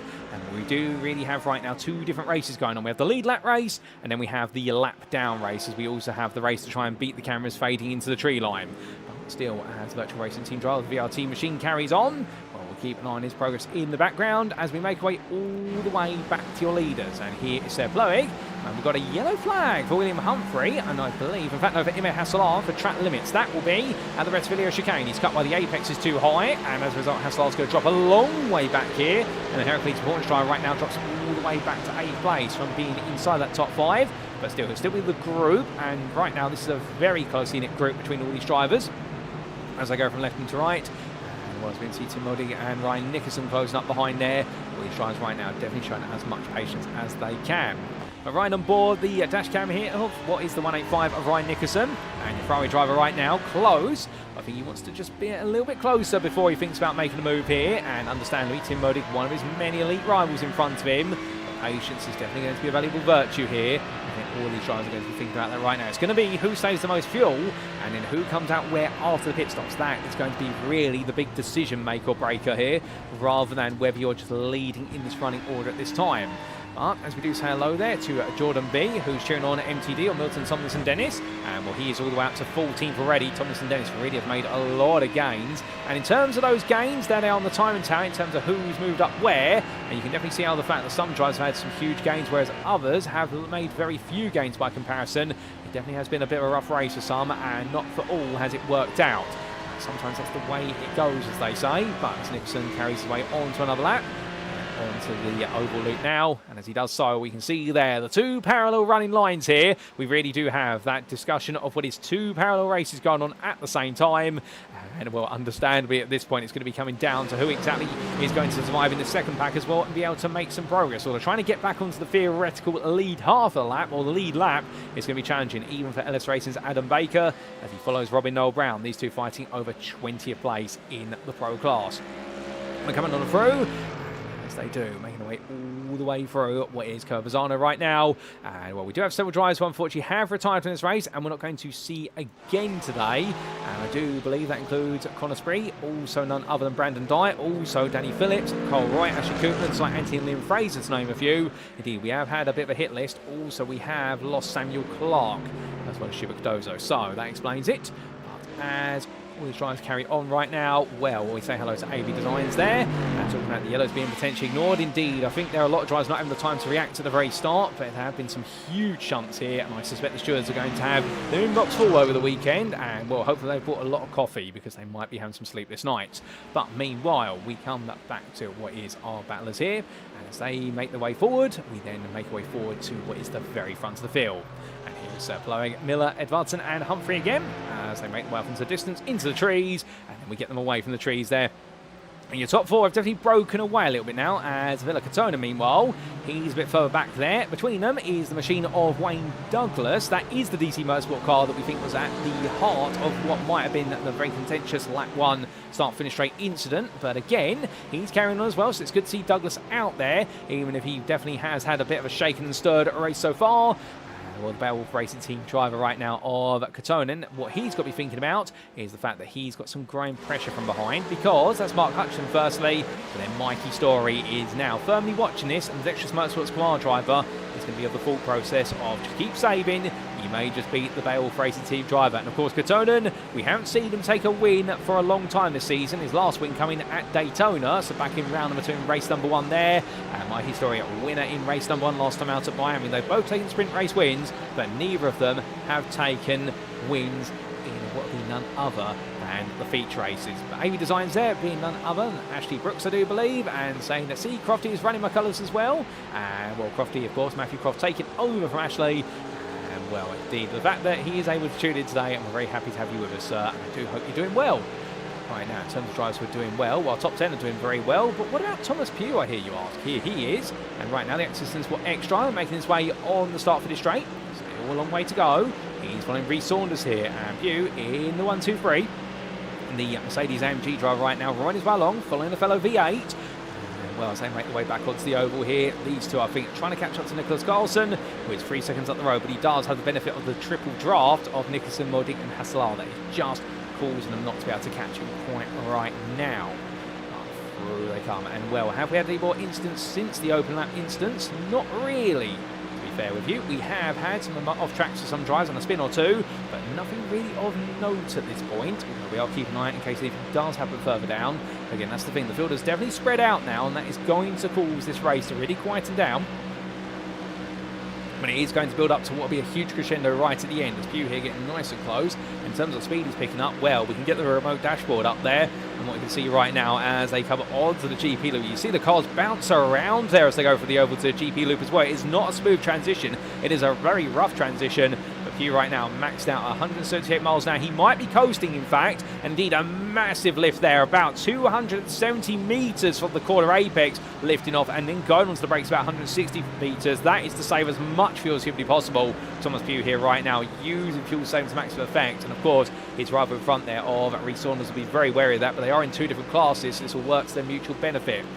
Leaving them behind for a brief moment, we do make our way to none other than Jack Whyborn as he's briefly at the tree line right now. Can we actually see his car? Yes, we can. And one of our cameras does find him, but he's being pushed along, or is he pushing? No, he's pushing Stephen Donnelly along, I should say. And the MRC 495 driver right now just trying to help his fellow Ford Mustang gain some ground. Well, as they come flying on past our camera, lovely sense of speed there as they make the way through. They'll come on to start this straight shortly. One of our other static cameras as well. Goodness me, the speed they make the way past is absolutely monstrous there. And all those cars at 180 miles an hour. And Whyborn right now absolutely glued to the back of the man. He's following until he sweeps on past it in the draft. He's going to go up the inside of Stephen Donnelly. This will be for overall position only. So he'll be up to 25th there ahead of Donnelly. But Donnelly now will oblige, I think, and tuck it behind Whyborn and try to rinse and repeat the same favour, which is give him a bump draft and make sure not to do it when they're coming into the braking zones or onto tighter corners. But as they make their way through Covermazzano, we come a little bit further back up the order to Milton Tomlinson Dennis. And, well, where exactly is he? There's a tree, and there he is, making his way past the grandstand. And the World of Race with STR Esports driver, having started in 30th, he's now up into 14th place. He's 10th for the elite drivers, but he's now got to find somebody to play with next. That's the problem. When I say play, in terms of slipstream with, and you can see a lot of cars there on the left-hand side of your picture making the way on through, but unfortunately then we have the lonely World of Race with STR Esports Mercedes, and it wants to be part of that pack if it can, because if it can, it's going to gain a lot of time. However, he does have Max Wheeler and Nick Stubb and Menno Blome catching up to him little by little as they push each other along, so that might be a fault there as they come through. But as we do see AC SimRacing saying, I see trees of green, and we see plenty of trees here today, and well, goodness me, if they could bulldoze them, would be great. But then again, we want to protect the environment, and Greta Thunberg, I don't think we'd be too pleased with me saying that. And indeed, the roar of petrol right now alone will be definitely polluting. But either way, as we go for environmental friendly concerns to concerns about our drivers further on the order, will Blome, Stubb and Wheeler try to work together. And for Max Wheeler right now, I can imagine that this Audi R8 Evo 2, it's trying to do everything it can, bless its V10 engine. But something tells me the Phoenix Racing Blue car right now may not quite have the speed it needs to compare to some of the other cars on this grid. But coming through right now, Wheeler doing everything he can right. The man who absolutely loves the Audi going with the car he drives the manufacturer of in real life. Well, we'll now see Nick Stubb gradually coming through as Menno Blome as well, little by little. They are practically at what will be the rev limiters, and as they get ready to go to the braking zone here, will the two pro drives sweep on through. Wheeler lifts off there as well, respect to the fact they're eventually going to come through whether he likes it or not, and then he makes it as easy as possible for them to work together, and that's the sparks here. Everyone's really got to be thinking about how do I work with the next driver rather than how do I impede the next driver, and indeed, as they continue to run around, at 133 right now, continue to work forward. Milton Tomlinson Dennis is now only 2.5 seconds up the road for them, so I think they are going to catch up to the Mercedes driver within the next 4 to 5 laps. There you can see the visual gap between them as we leave them at the Regia chicane. But a bit further back, Stephen Donnelly meanwhile make his way back and around. He's still got Jack Whyborn for company, but he's now trying to push Whyborn on through as they make their way onto the Grand Prix straight. As they do, they've got Mark Johnson only 2 seconds up the road from them. Johnson there you can see at the very bottom of the camera. But from looking down, we come back to Ime Hasselart as he gets ready to break his way into a Ascari. And right now, Hasselart, as we try to find him on a camera there, and our cameras finally pick him up. There we go. The Dutchman right now, still with Ryan Nickerson behind him. And Nickerson definitely enjoyed what was a good battle with Hasselart earlier on in the season back at Miami, and right now these two find each other again. However, this time Hasselart finds that his rival is in a fellow Ferrari as they come in towards Parabolica, so it's going to be equal machinery here bar the setup and the driver. And well, as our cameras give, and then they take their way around and onto the start for this straight. Well, we can see the fact they are now 1.3 seconds off of Story, but in a bit of a development, now Mikey Story has got a clear run at Villa Cotonen because you can see them heading on through. We do have their Story's car being followed by none other than Wayne Douglas, and as Mikey Story makes his way onto the oval banking, well, there is Cotonen just off in the distance, but Villa Cotonen does have the car Mark Hutchinson to work with here. Story's got a very distant toe at the moment. He'll be grateful for that. It'll help him out a little bit. But as we can hear the whine there of the flat 6 4-litre engine of the Porsche, naturally aspirated, of course, getting as high as possible here and upwards of what will be none other than 8,000 RPM. And well, Story just trying to stay as close as he can here, and well, as they back their way off onto the oval and banking for the second part of it, you can see the fact that Katona falling backwards, Hutchinson meanwhile not being pushed long, and Story here gaining the double draft. This is going to give him a huge overspeed as he powers his way onto the GP straight, and 180 miles an hour right now, 181. Just how high can he go in terms of speed here? Surely he's got to be hitting velocity max shortly. And as they look to the inside, Katona comes him off a little bit here. Katona knows the Story right now, he is looking a little bit quicker compared to the 39. And well, I think we could see some fighting before they make the way into the pit lane. Pit stops, of course, they are within the pit window comfortably so now. And well, some may be wondering what exactly happened to Lewis Kenyon, who made that initial pit stop. And the answer we can give you is he's still running out there, but Kenyon is all the way down the order. And Lewis Kenyon down in 22nd place. He's on the oval banking himself. Here's the Vulcan Motorsports 2 car. And well, do we catch it for a brief moment, make its way along the oval? The answer is no. Of course, the trees would stop it. And well, as we do see our 196 driver making his way onto the GP loop. And we do love the fact that some of you are getting behind it, the fact we see just as much trees as we do cars today. And well, thank you all for taking it in good spirit. Indeed, it just goes to show you how uncommon racing here at the Monza combined loop is. Well, your number 196 driver here right now in a very lonely race. And I think he'll be wondering as well whether that pit stop was the right thing to do. He did have quite a long stop, the best part of almost 30 seconds stationary. I wonder if there was some damage on the car, but then he would have used a fast repair for it. So, interesting pit stop there from Lewis Kenyon. There's definitely something amiss with the 196 drivers day today, and this is going to definitely relegate him potentially out of second place in the championship for the elite drivers. This is not the way he's wanted it to go, unless he knows something that everybody else doesn't. Albeit, normally a 30-second stop would indicate all tyres have been changed there, unless he's got a tyre degradation problem. Still, we'll have to see, as meanwhile, we make our way a little bit further back to none other than what is Robin Noel Brown, as he continues to follow Adam Baker. They are running right now in 34th and 35th, what is for them in the Pro class, 20th and 21st. And they continue to work together here and trying to salvage what points are left. Now, do keep in mind, of course, with a 40 Pro class driver lineup, it is going to be points all the way down to 30th. Meanwhile, in the elite class, where we do have only 20 drivers, it's points all the way down to 15th. So there's a reason to stay in this race right now. There are points to be made for everybody as Reece Saunders makes his way underneath me here in the pit lane. Indeed, he's coming to a stop in his pit box very shortly. So Saunders has decided to come in, practically splitting the race into two. And well, we'll see even more pit stops and tries shortly. We'll have to see. Here's Ploeg, meanwhile, your race leader, making his way on around. If we look back from the rear, sparks flying from the undertrade there of the Acura NSX Evo. And, well, gets so close there as the camera practically taken off the car from what was Tseard Ploeg's rear, with Hayden Miller giving it a knock on the back. And as they make the way down that start for this straight, the Vulcan Motorsports 1 driver right now being pushed along ever still. And Dan Edvardsen here, he's still over the back here as they have dropped William Humphrey, intriguingly. Humphrey is now 2.1 seconds back, so he's fallen away. What was a top 5 became a top 4, and it's a top 3 of slipstreamers. Humphrey isn't too far adrift, but understanding with Open Fasters by Glass Tech Race to try, he won't be able to siphon the slipstreamers comfortably anymore. That's definitely going to prove a little bit problematic for him in the fuel-saving stakes. We do have Mark Hutchinson a bit further back. Well, not that far back that we lose him into the trees, surely. No, we do find him at the end. There he is. And as he makes one around for Altitude 3 of Esports, the 132 driver right now, well, he's got Katona and the Story close behind him. And, well, there you can look back for the rear of the 132 Ford Mustang and see where the 2 pro leaders are. Emma Hasselart and Ryan Nicholson on this group as well. And it is all starting to come to a head here. I think everyone's switching back and forth, everyone hoping they can save some extra fuel. But who exactly is going to be the one who's going to be coming out smelling of roses when they leave the pit lane? Well, that's what we're going to find out shortly, because we haven't got too much longer. But a big train behind Katonen, and well, so it's he there saying that as well. And indeed, we're looking at the train right now of Hutchinson, Katonen, Story, Hasselart and Nicholson, with Modig, Carlson and Thomas Pugh trying to catch up to it. So we could definitely have the rest of the top 10 rear here who've really been engrossed in the train. But nobody wants to really break the momentum right now. Everyone wants to try and work together, understandably. Because the longer you work together, the more time you're made to gain. From there, we come back to Nathan Anstis meanwhile. And, well, here is Anstis is on board, the UK SimRacing Norris driver, heading down Zeraglio. His target in front is James Howarth, who's now in 7th place in the Pro class. Anstis, your 8th place runner by comparison. And Wesley Van Rens is not too much further adrift up there. You can see Van Rens just slightly off in the distance there, and 9 places planned for a driver at this point, just trying to make sure his Porsche isn't caught up to. As this did have to take quite a bit of evasive action at the start of the race. He was one of the survivors of everything that happened, and in fact he has lost some places, but he's gained them back over time. He's only 1 place overall down where he started, but 3 down where he started in class. So he was a 5th place starter. He's now currently 8th in the pros. But to be fair, if we know anything about Nathan Anstis, he is a driver who seems to get better and better as the race goes on.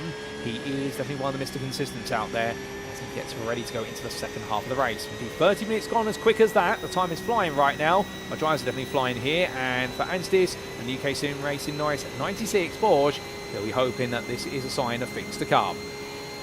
But as we leave and be for a brief moment, we then make our way back to those leaders again.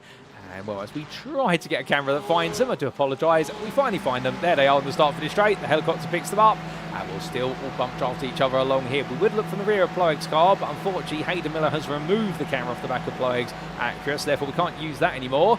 And we're into the braking zone they come, and well, all 3 drivers here absolutely synchronised. It is GT3 Racing meets NASCAR as they come on through.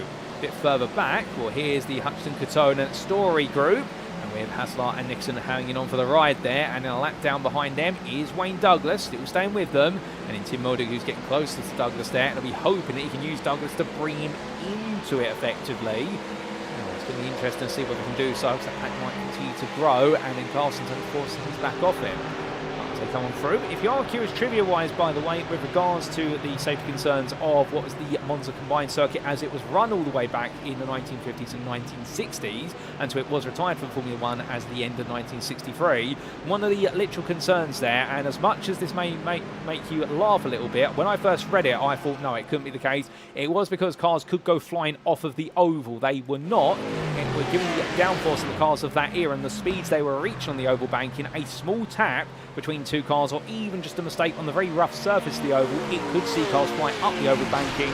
And unfortunately there were several fatalities over the years, I do believe, because of cars essentially being launched. The oval, it should be pointed out, whilst it does look smooth, it is not smooth. It is a very rugged oval as that as well, and that's also one of the reasons why in the end the circuit had to be retired, because it was found that a lot of cars would have suspension failure over the race distance because the bumps in the oval gradually wore down the rigidity of the suspension over the race distance. So definitely a very interesting history with regards to racing on the combined layout here at the Monza Grand Prix circuit all the way those many years ago. And I do believe it is being revived, the oval, to an extent, not just as something that tourists can take a look at, but also for the purposes of rallycross events. But right now, crossing into the pit lane, it's going to be Hutchinson and Katonen and also Hassler. So Story stays out, so does Nickerson. They decide to split the field, and as they all make their way on through, as we do see there, many of you claiming to be none other than what is, I do believe, James Howarth's secret lovers out there. And well, goodness me, I'm definitely going to have a word with James Howarth after today and ask what exactly is going on there. Well, right now he's going to show his love for the pit lane there and the pit limiter as he puts it on, and will make his way on down towards what will be the pit lane. And it's going to be a simple stop here. He brings Nathan Anstis with him, and just in front, Wesley Van Rens. We'll see exactly who's going to come out ahead. We have also had many of our leaders go into and out the pit lane. And well, Hayden Miller has got the jump, so has Dan Edvardsen on Ploeg. Now, Ploeg, to be fair, had been leading the majority of this race, so it's only right that he should definitely have to spend a bit longer and sat in the pit lane despite being bump drafted along. But as they make the way on to the first part of the oval banking here, they come through. Well, your new effective leader, we believe, is Dan Edvardsen ahead of Hayden Miller and Tseard Ploeg, albeit they have split a little bit. And as the drivers make the way on through, and we briefly lose them there for a moment, we do apologise for that. We will get them back, and will please bear with us there, as it does seem as our cameras decide to glitch. Well, Edvardsen right now finds himself right in the midst of it. But all these drivers right now staying nice and tight. We'll see what's to come next, as we do see what is William Humphrey coming on through. Albeit Humphrey, of course, has got a bit more time to go, with what is none other than, I do believe, one of the SimCoach cars parking behind him. And that's going to be the SimCoach machine of Matthew Bacon there running on behind. As we do say hello there to Mark Purvis. And we're roaring the way on around. It's going to be here what will be a very lonely existence for Humphrey, albeit our cameras try to keep him company, but then the trees say, no, we're not going to see a bit of him. Frustrating, but the British driver makes his way on through, and we do see him from the blimp camera there, and well, surely then he's got to be coming into the pits within the next lap or two. I can't foresee that fuel tank going much longer if those have been bump drafted decide to all come in together. It's a bit intriguing as well, the fact that Miller and Ploeg decided to come in together, and meanwhile Edvardsen was able to call it with them. And I can imagine there that Edvardsen might have just tied himself to them. Whatever the guys in front did, he did as well. Humphrey, meanwhile, doing the opposite here. I think the hope that perhaps keeping himself in clear track, he might be able to avoid being caught up in a very tight train instead. But heading onwards, and as he gets ready to go into the final corner of this lap, we'll see what's to be as he gets ready now. Does he come into the pit lane with 25 minutes to go? And, well, the answer is going to be yes, he does. So William Humphrey makes his way on in, and, well, coming on down right now, it is going to be a straightforward pit stop, but what's going to be the difference here? Because then we come back to what is Miller, Ploeg and Edvardsen. Edvardsen has actually dropped to the back of this trio, so he's decided to relinquish the positions there. The relentless racing driver from Denmark. Well, understandably, as he runs a bit wider, he's got to be careful of that coming out of Ascari. Run too wide. It's not necessarily a slowdown zone, but it does count as an off-track, and more importantly, there's a lot less grip out. There's a lot of marbles. It can actually cause the rear right tyres on the exit curve to go sliding loose. Coming on through at turn number 13, and, well, apart from right now, definitely I think just holding his ground. But where is William Humphrey in this group? That's what we need to know. Is he going to come out anywhere near it? Humphrey is leaving the pit lane as we look to the blimp camera, but it's not the most ideal camera. Can we get the helicopter? There it is, and Humphrey emerges out of the pits, but he's going to be a long way back here, builds up the speed now, and the Vulcan Fastest by Glass Step Racing Dry is not building up any momentum initially, and that's going to put in the best part of about 4 seconds behind the leaders. So Humphrey effectively now is out of that group, and also had to spend an extra 2 seconds compared to the fastest stop of Edvardsen. And I think that's where he's had to put in the extra fuel, because he hasn't been able to fuel save as well. And Humphrey right now, well, fourth is going to be the best he can achieve unless the top three start to fight each other towards the end of the race. But right now, Ploeg and Miller, they're swapping around. And Tseard Ploeg retaking the lead here for Vulcan Motorsports 1, head to the number 2 driver of Miller, and meanwhile Edvardsen still 2 tenths back as he creeps his way along. As we look to what will be a bit further on down, we look to Story versus Katonen. Oh, goodness me, keep it clean, guys. We don't want to see a high-speed impact. And Katonen going high here, practically grazing the upper barrier. And as they come through onto the GP loop here, well, Katonen and Story, they both pitted at the same time. They both emerged back together. And now it's a two-way fight. Mark Hutchinson here, the elite driver, tucking in behind. He's going to give a little bit of a push there to Story. He wants them to be back together. He's trying to decide who he wants to back horses-wise. And in the end, he backs both of them. Well, it's going to be Story on the inside, Katonen on the outside here. Onto the brakes they go. Katonen trying to go around the outside. He's going to be onto the inside here. It's a lovely little bit of work from Katonen. Story, to be fair, plays it nicely to him. And as they power the way past, well, it's going to be a continued drag race here. As you can see, Story on the left picture being what is slightly obscured by the time tower. But as they get ready to come up towards what we curve of Bazzano, we're going to wait for them to come through. And who exactly is going to be ahead of the two of them when they arrive? And the answer is going to be, well, in the end, here they are. And in fact, Lewis Kenyon splits them in the end, and Rhys Saunders is there as well. How on earth has Rhys Saunders suddenly end up there? Unless we're going to glitch through our timing tower, because Saunders has suddenly arrived on the scene. I couldn't see him in that a minute ago, unless my eyes really do deceive me, ladies and gentlemen. But Rhys Saunders suddenly finds himself in this group. Kenyon's there, and, well, that's a complete change. They were fighting for the lead of the class, and suddenly those two arrived on there. Well, I must be absolutely losing my marbles, because I swear for a moment they were not in that group, and they've suddenly just both materialised, unless they've both had a bit of an altercation. But either way, as they make the way onwards, well, Story's definitely into the lead of the pro class here. Kenyon and Saunders have fallen back behind him, and Katonen's there as well. But can we get an understanding of what exactly has happened between them all? And the answer is, I believe, yes, we can. Here's a quick replay to explain what exactly has happened to Veli Katonen and Rhys Saunders coming into the mix. So there was, well, it looks as though we briefly lost Veli Katonen in that sequence, and then making his way on down. Interesting. Now, I wonder if that's been some sort of technical issue there for Veli Katonen, because we briefly lost him. I wonder if that's known as a clock smash moment there for Katonen. If you're wondering what we're referring to, well, long story short, I only learned about this the other day, to be fair, so you have to bear with me as we make our way back to your live racing pictures. A clock smash, it's a term I've recently discovered in iRacing, refers to when a driver, essentially, their PC cannot keep up with the server. And what happens is essentially their race is paused, they are removed from circuit, they stay exactly where they were, and then they reappear only moments later. So in the end, Katonen fought for the lead of that position, lost it out, and then Rhys Saunders and what was another Lewis Kenyon arrived there. They're now back together again, but it was for a brief moment, a very odd one there, but Saunders and also Kenyon are a bit further back. But still, they've re-arrived in this now, and well, as we make our way on back onto the second part of the oval, Story, your lead of the pro class here, now has Saunders right with him. Rhys Saunders, he pitted much earlier in the race, but he has found his way into this. And we'll coming across onto the GP loop right now. This top 3 fight for where's the Pro Class. It's going to go the whole distance here with 20 minutes left on the clock. I wonder just how long they can all stay at this full throttle. Does anybody here have to fuel save more than the others? And if we do, well, what's that going to mean? There's been Seekatone trying to go around the outside. He tries to do it again to the inside of the next apex. That's not going to work. And he's going to have to just simply hold his position instead. Through they come, and as they do, Katana is so close right now. Coming back at Reece Saunders as we briefly lose them into the distance. But then we do find them. But the Beowulf Racing team driver right now, probably been wondering what exactly happened there. We're all wondering what happened to him, but we believe it might have been a clock smash incident. As meanwhile, we come back to what is not trees. We come to James Howarth, who's Mr. Popular there in the chat, no doubt about it, as he does have several friends talking about him. And right now, the Texas Motorsport SimRacing driver, I think when he looks back at this after today, I think he's going to be grinning like the Cheshire Cat. As he really disappears and reappears beyond the tree line, chasing after Wesley Van Rens and Nathan Anstis. Well, that is the hunt for 7th place in the Pro Class between all 3 of them. All staying together. Going towards the reduced chicane here. We're not going to see too much change at the moment. I think, however, just build himself up and being behind 2 Porsche 992s. The Porsche definitely does seem to be one of the faster cars here today, if you can make it work. Meanwhile, the Mercedes not quite as quick by comparison. But all of our pit stops have been completed for our drivers. Coming through the right-hander of Lesmo 2. The British driver right now definitely trying to do everything he can for Texas Motorsports, but I think this is going to be a game of wait and see whether we can just get that close towards the end. Perhaps the 2 in front have to save a bit more fuel towards the end, or alternatively perhaps they run out of distance. Well, he's got a way to find out yet, but all we can do is keep churning the laps in and make sure he doesn't make any mistakes. And this is where the concentration levels really are going to be at their maximum here. You've just got to try and stay behind the car in front, deal with the dirty air, and make sure you nail your lines time and time again.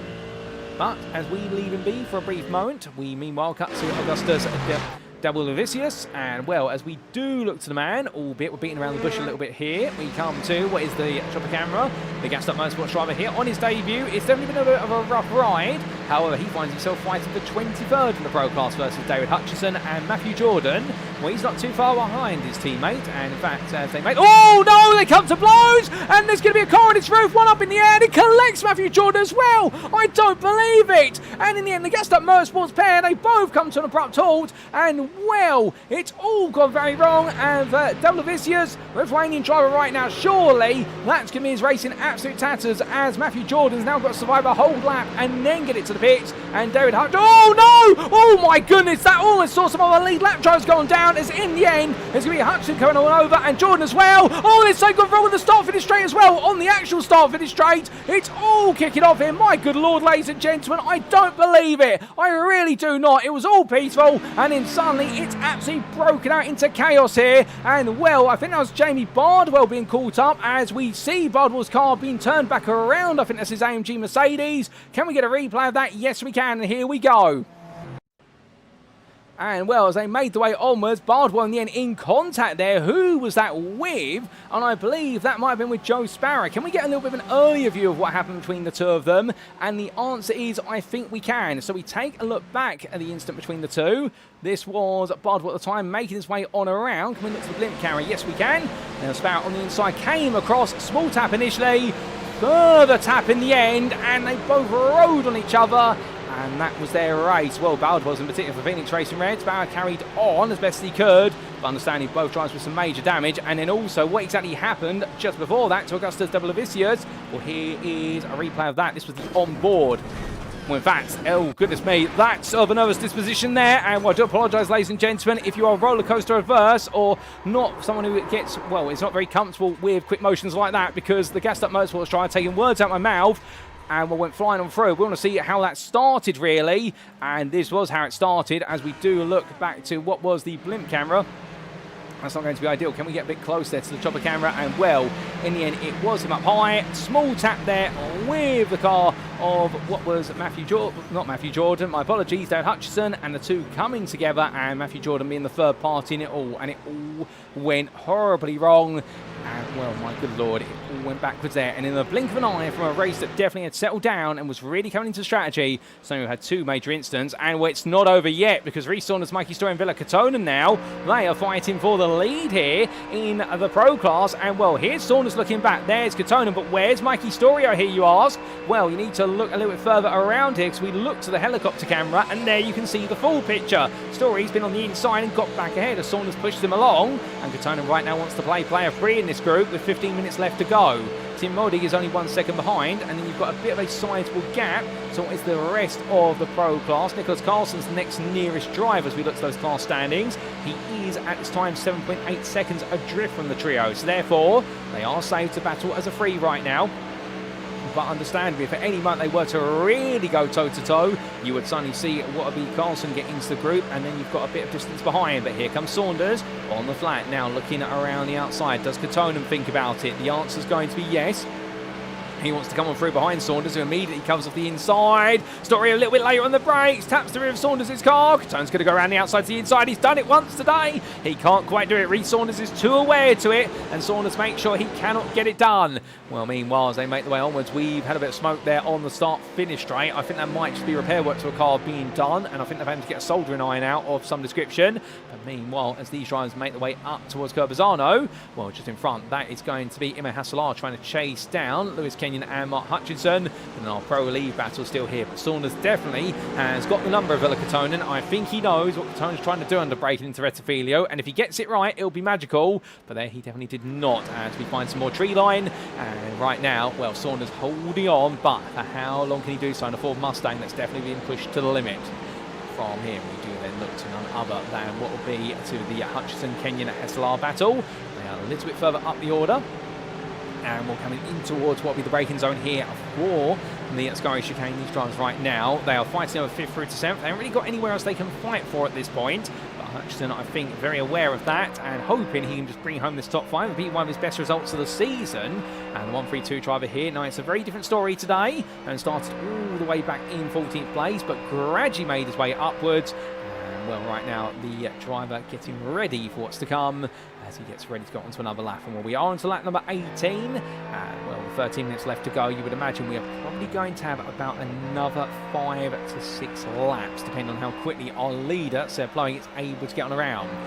Either way, this race is coming towards what will be its conclusion. And well, the battles right now will gradually intensify little by little. But here comes Kenyon then in the slipstream, looking to go onto the low line. Hutchinson, meanwhile, holding the middle. And Kenyon powers his way on past. We now jumped on board, and there we go. You can see Kenyon moving right ahead. Hutchinson at this point will just tuck into the toe. And, well, the car will gradually build up towards top-end speed here, with Hasselard being 3/10 back, but closing little by little. The double draft there will massively benefit the Ferrari in the long term, particularly on the flat. In terms of the speeds they're picking up here, monster speeds, 181 miles an hour, as he does tap Lewis Kenyon a little bit there. He's in the small bump draft. Going onwards around through turn number 2 now. We'll fall back just in the nick of time. And in here, not get too close enough here in order to cause any more chaos. And that's the thing, you've got to time it so precariously carefully when you go for the bump draft. You get it wrong and do it onto the banking, it can upset both cars and cause a huge incident. Down they come, and well, will Hutchinson now peel out? No, he continues to bump draft along Kenyon, trying to say to him, no, I need you to keep going. I'll cover off Hasselard for now as they head into that braking zone. And under braking they go, Hasselard looking outside to inside, but Hutchinson covers him off. As they try and roar onwards. Meanwhile, we do look to William Humphrey, and some of you might be asking it, is he being assisted from a driver who's a lap down? And the answer is not currently, no. He does hang around in, that's the virtual racing team car of Lorenzo Guajetto. However, I think the Vulcan fastest driver at the moment has not really been able to catch up too quickly. We are looking at relative lap times, and he is the slowest of the top 4 at the moment, and that's because he's got no slipstream to work with. So the Vulcan fastest by Glass Tech Racing driver enjoying a bit of a lonely run at the moment. You're hoping that perhaps he can be aided if he can find somebody to work with. And well, the man he'd like to work with, I think, is this man, Dan Edvardsen, who has actually been dropped by Ploeg and Miller. They have broken away from the relentless racing driver. So suddenly, in fact, was looking to be a freeway fight for the elite and overall win. It might now just be a two-way fight. And if so, well, will Ploeg or Miller take it? The Acura, of course, doesn't have the straight line speed in the clear air. And Miller will know that in his Aston Martin. It's not as quick as some of the fastest out there, but it's slightly quicker than the Acura, and that's going to help it. Speaking of those two, here they are as they get ready to make their way back to us. Bear with us, ladies and gentlemen. They're coming around for a parabolic curve, and there they are. Ploeg and Miller making their way on down. And as they do, well, going on to another tour, you can see just behind Edvardsen 3.5 seconds back, but will gradually fall away little by little here as the bump draft becomes an increasingly important factor. Further back then, we look back to Wesley Van Rens as he makes his way on for Ascari. He's chasing after Nathan Anstis, and James Howarth keeps in close company as we do look to other cameras there. And these three still fighting on the 7th in the Pro class, but before they get ready to go into a parabolic curve, they've also got Max Wheeler for company. Into the pit lane meanwhile, and we suspected something was up. Lewis Kenyon is coming for a second pit stop. So his first pit stop, he definitely had to serve, and he did so in good time, but now he's coming for another one. Now, in terms of penalties here today, we did have 2 penalties applied to Wayne Douglas, I do believe. 2 drive-through penalties that he's got to serve at different points in this race. That's, for instance, at Miami in round number 4, where he's crossed 2 licence point thresholds. But Wayne Douglas, of course, not further down the order after what happened right at the start of the race. But Lewis Kenyon's the intriguing one. Something's definitely gone wrong in Kenyon's race, and that's what's seen him lose out so massively. Very unfortunate for him, understandably so, as we do see our drivers come beyond the tree line once again. Anstis has still got Van Rens close, and Van Rens will he look up the inside here before they get to turn number 2. Is going to be no, he doesn't. He just stays behind to the end, lifts off the throttle a little bit to make sure he doesn't converge too closely. I think that's a wise move there. I think if he got any closer than that, it might have gone a little bit backwards. From there, we do look to Saunders versus Kotonen. They have still held firm at the moment as they make their way away from our camera. Mikey Story a bit further back. In fact, Story finds himself caught up here with Tim Modig and also the DC Motorsport Porsche Wayne Douglas that's a lap down. So Story, as he makes his way towards us, we'll see the pro leaders before. Story has fallen off of this group now, and Reece Saunders and Villa Kotonen are making this really a 2-way fight. Now we do have a yellow flag for Tim Modig. That is going to see him drop away from Story when he burns that slowdown penalty. What we're seeing is Saunders, the leader of Pro. He's not got long to go now if he wants to bring this one home and make it another win in the class. Indeed, he's making a habit of picking those up. But meanwhile, Mark Hutchinson, his teammate, just a bit further up the road, has still got Emir Hassalar for company. And these two are not going to be able to catch up to William Humphreys, 10 seconds clear of them at the moment. But understandably, if things will go well, it's still going to be some good points for them both. And, well, here's our helicopter camera to follow them now. So they make their way up towards the Ascari for the relative time of last game. Oh, that's going to be a mistake there from Hassalar. Runs very deep under brake and carries a bit too much speed. And the Heracles performance driver in the 1-2-1 there. Not happy with that one. That's going to cost him a lot of momentum. And Saunders here will be very grateful for this. And it's going to build up a lot of speed for him. And, well, can he put himself ahead of Hassalar before Kotonen's also able to come through? If he can, that will help him to a degree. But also, this is going to be very helpful to Kotonen because he will now have a double draft to work with rather than the singular draft. So that's going to help him catch up to Saunders even quicker. So a bit of a double-edged sword here for the Ford Mustang driver. We're going to have to find out how much it goes against him versus how much it works out for him as Kotonen's got to get closer to utilise it. Meanwhile, back to Milton Tomlinson Dennis. He's currently running in 16th place here, continuing his journey. He's now on the back of Menno Blom. In terms of finding any more elite places at this time, I think that's going to be more wishful thinking because the next elite driver is Thomas Pugh, who is the best part of 7 seconds up the road for Tomlinson Dennis. He's going to work with Menno Blom, no doubt about it, but I think if he clears Blom, he's then still got a lot of time to cut down and he won't really have anyone to work with here, so he needs to try and work with the Dutchman in order to be able to gain some race time, but 7 seconds is not easily going to be cut down over this distance, particularly when the fastest laps are in the high 241s. At this point in the race. Meanwhile, the slower laps in clear air, they're going to be in the 243, so it'll be a second lap at most. Well, a second lap at the rate of knots we're going at. Well, the true story will be there. The fact will get the gap down to about 4 to 3.5 seconds, but that's going to be it. So we'll see what Tomlinson Dennis can do here, whether there's any late twists in the tail as the Anstis Van Rens battle carries on. James, however, has fallen a little bit away from this. He's fallen a bit further back now, so therefore not playing as critical a role as these drivers come back to us. Royal went through. You can see Howarth there in the rear of the picture in his Mercedes AMG as they get ready to come on through onto the start-finish straight. We are just waiting for them to come through. Again, the tree line there not being very helpful. And, well, in fact, the camera being completely lost inside the trees there. I think other cameramen decided to get lost. And, well, if you do find him, ladies and gentlemen, well, do apologise. Well, get him to apologise because I think he's gone wandering there when he perhaps shouldn't have. But meanwhile, the 9 Pegasus Pan for a race driver, Wesley Van Rens. He's doing everything he can at the moment to try and stay close to Anstis. As meanwhile, got a bit of a battle building further back in the order. Matthew Bacon, Jamie Bardwell and Danny Cilliers. They're all enjoying a good little ding-dong scrap. Ride on board and look back from the rear of the Sim Coach 47. They've all had to make 2 trips to the pit lane today due to what happened on the opening couple of laps, but to be fair, they're still enjoying themselves out there, and that's the most important thing, making sure to bring home some points. This is the fight for 16th in Pro, and right now Bacon ahead, albeit Bardwell and Cilliers there in the tow, and Fortis Katios is only 1.5 seconds ahead. Right in the one around through turn number 1 here.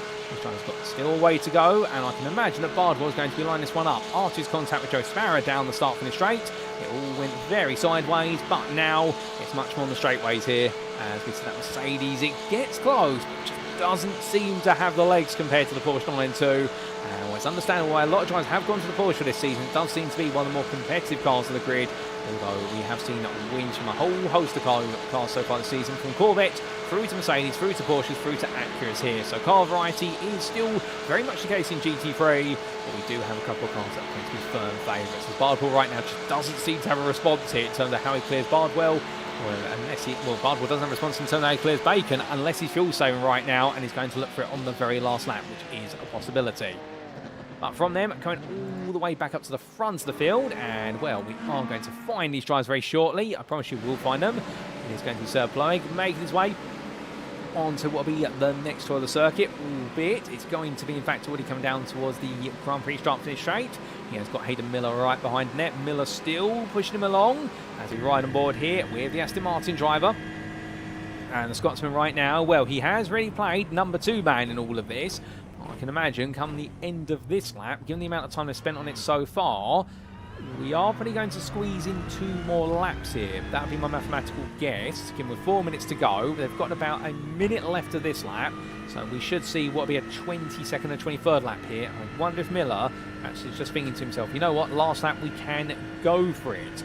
But from them, in terms of going for things, we've had a bit of challenge. Oh, this is a big scramble coming in towards what is the first of these chicanes. That's going into Etafilio, and suddenly Mark Hutchinson and Reece Saunders have got ahead of Emma Hassar and Ville Katonen. How exactly has that happened? Well, here's a quick replay to explain. So this is making the way down the start-finish straight here, and interestingly, as we get away, can we please clear the bushes? There we go. And as they made the way down towards turn number 3, onto the brakes, there's the 2 Altitude 3 Esports drivers on the right there, and Saunders in the end going all in. Hasslar really, well, he tried to go outside to inside there versus Saunders, but Hutchinson parked it absolutely as firm as he could on the apex of turn number 2, and said to him, no, Reece is coming through, and that's how they changed the positions. And well, good bit of tactical work there from the Altitude 3 Esports drivers to make that magic happen. And well, with that, that's going to be some big gains to them if they can now hold it. But holding it is going to be the key, because Katonen, well, he's now going to be over the back of Hasslar like a bad rash here and trying to say to the Heracles Performance driver, I need you to get a move on, or I'm going to need to take that back, because I need what would be the right to hunt down the pro lead here. The only problem is now the Saunders is going to have Hutchinson pulling him along every step of the way. So I think this is going to really swing towards the British driver unless Katonen can get a huge run over the next 2 laps. And then again, you never say never, as he makes his way towards the final corner of this one. And all the way now through Parabolica Curve. But these drivers definitely push each other along, as we do say hello to none other than what is Vincent Loader there, who's enjoying the stream and is looking forward to participating in the future. And Vincent, we'd love to see you back soon, because we are missing seeing you on the grid. And indeed, we always love seeing you out there for the sim racing team at Lowlands outfit. But battles on the left, battles on the right there. What's exactly happening on the right of our screen, I hear you ask? Well, this is going to be Katios up the inside of Matthew Bacon. And Katios in the end taking that 15th place in the pro class there, no hesitation. And well, it's Bacon and Bardwell who have caught up to Katios, as Danny Cilliers meanwhile has fallen away back. I believe he has picked up a slowdown. Cost him some of the time, as he does have Matthew Jordan's gassed up motorsport Ferrari behind, albeit Jordan has made an extra run to the pits. He's made 3 of them versus what has been 2 for our sim coach driver, and that being because of the major incident he did experience what was the best part of about 6 laps ago, where in the end the cars were going vertical into the sky. But meanwhile, down to firm earth, we do see Tseard Ploeg and Hayden Miller. They've got 1.5 minutes to go, the 2 leaders. Well, this is not over yet, but looking back here to Hutchins and Saunders, and what is else behind as the camera's wiped off the back there, Hutchins' car, and the trees say no. We say yes, we want to see more of this, and as they come down towards the braking zone, well, the two GT3 Esports teammates trying to work together, but there's Hasselhoff on the inside. Katona, meanwhile, wants Hasselhoff to get a bit more involved. They rub doors, they touch, and as they come out of the corner right now, Saunders does creep back ahead just by a slender margin as they come through, and Katona now, well, he knows that Hasselhoff probably hasn't got the ability to get him through, so he's going to try himself here as he looks around. Mikey Story is 3 seconds back. He would like to have a role in this as well, but I think right now it's going to be more about essentially what happens between Katonen and also none other than Hasselhoff, and whether they can swap their differences. As Story, there you can see him bringing Tim Modig to the party, and also Ryan Nicholson, who is 1.9 seconds back. Story would like to be a part of this, but I don't think he's got enough momentum to do so. As we come back to your leaders, as we do look to the helicopter camera, here they are, and with 20 seconds left, I don't know if they're going to get another lap in here. I think we're seeing 22 laps at most. Is it all going to come down to the final corner then? It may just do so.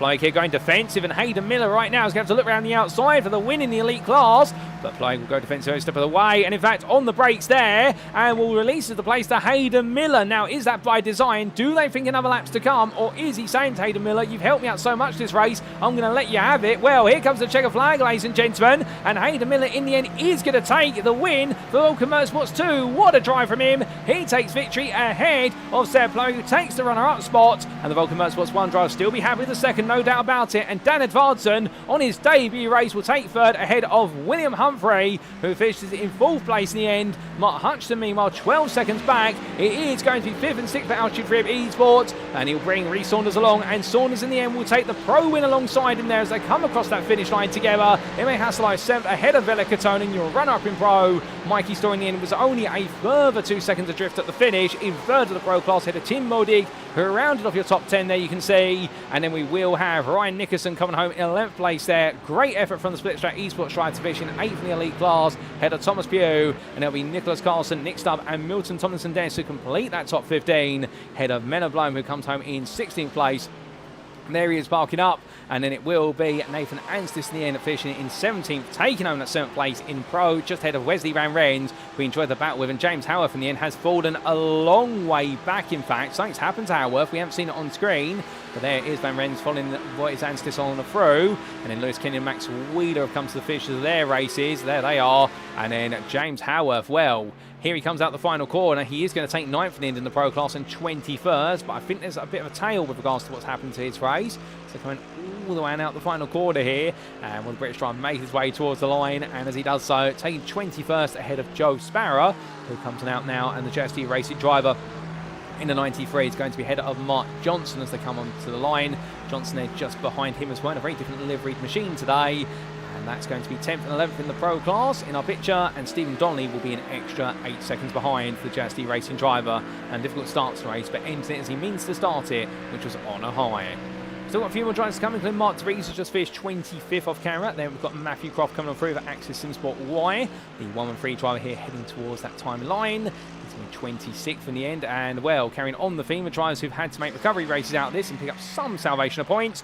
Here is Fotis Katios of Split Track Esports. He comes on through 27th in the end, just ahead of Jamie Bardwell, who finishes 2 seconds behind, and it is going to be Matthew Bacon who comes on home in 29th place, just ahead of Robin Noel Brown, who rounds to the top 30, and Danny Silliers will be 31st ahead of Jesper Svensson, who finishes in 32nd, and then it will be Benedictus Sinkevicius who comes on home there in 33rd ahead of Adam Baker, and they will complete your lead lap finishers. Well, ladies and gentlemen, it's definitely been a very different race compared to perhaps most of other races this season so far, but where there's difference, there's been excitement as well, and as everyone has cooled on down, let's take a look at those race results subject to any stewards' inquiries, and here they are.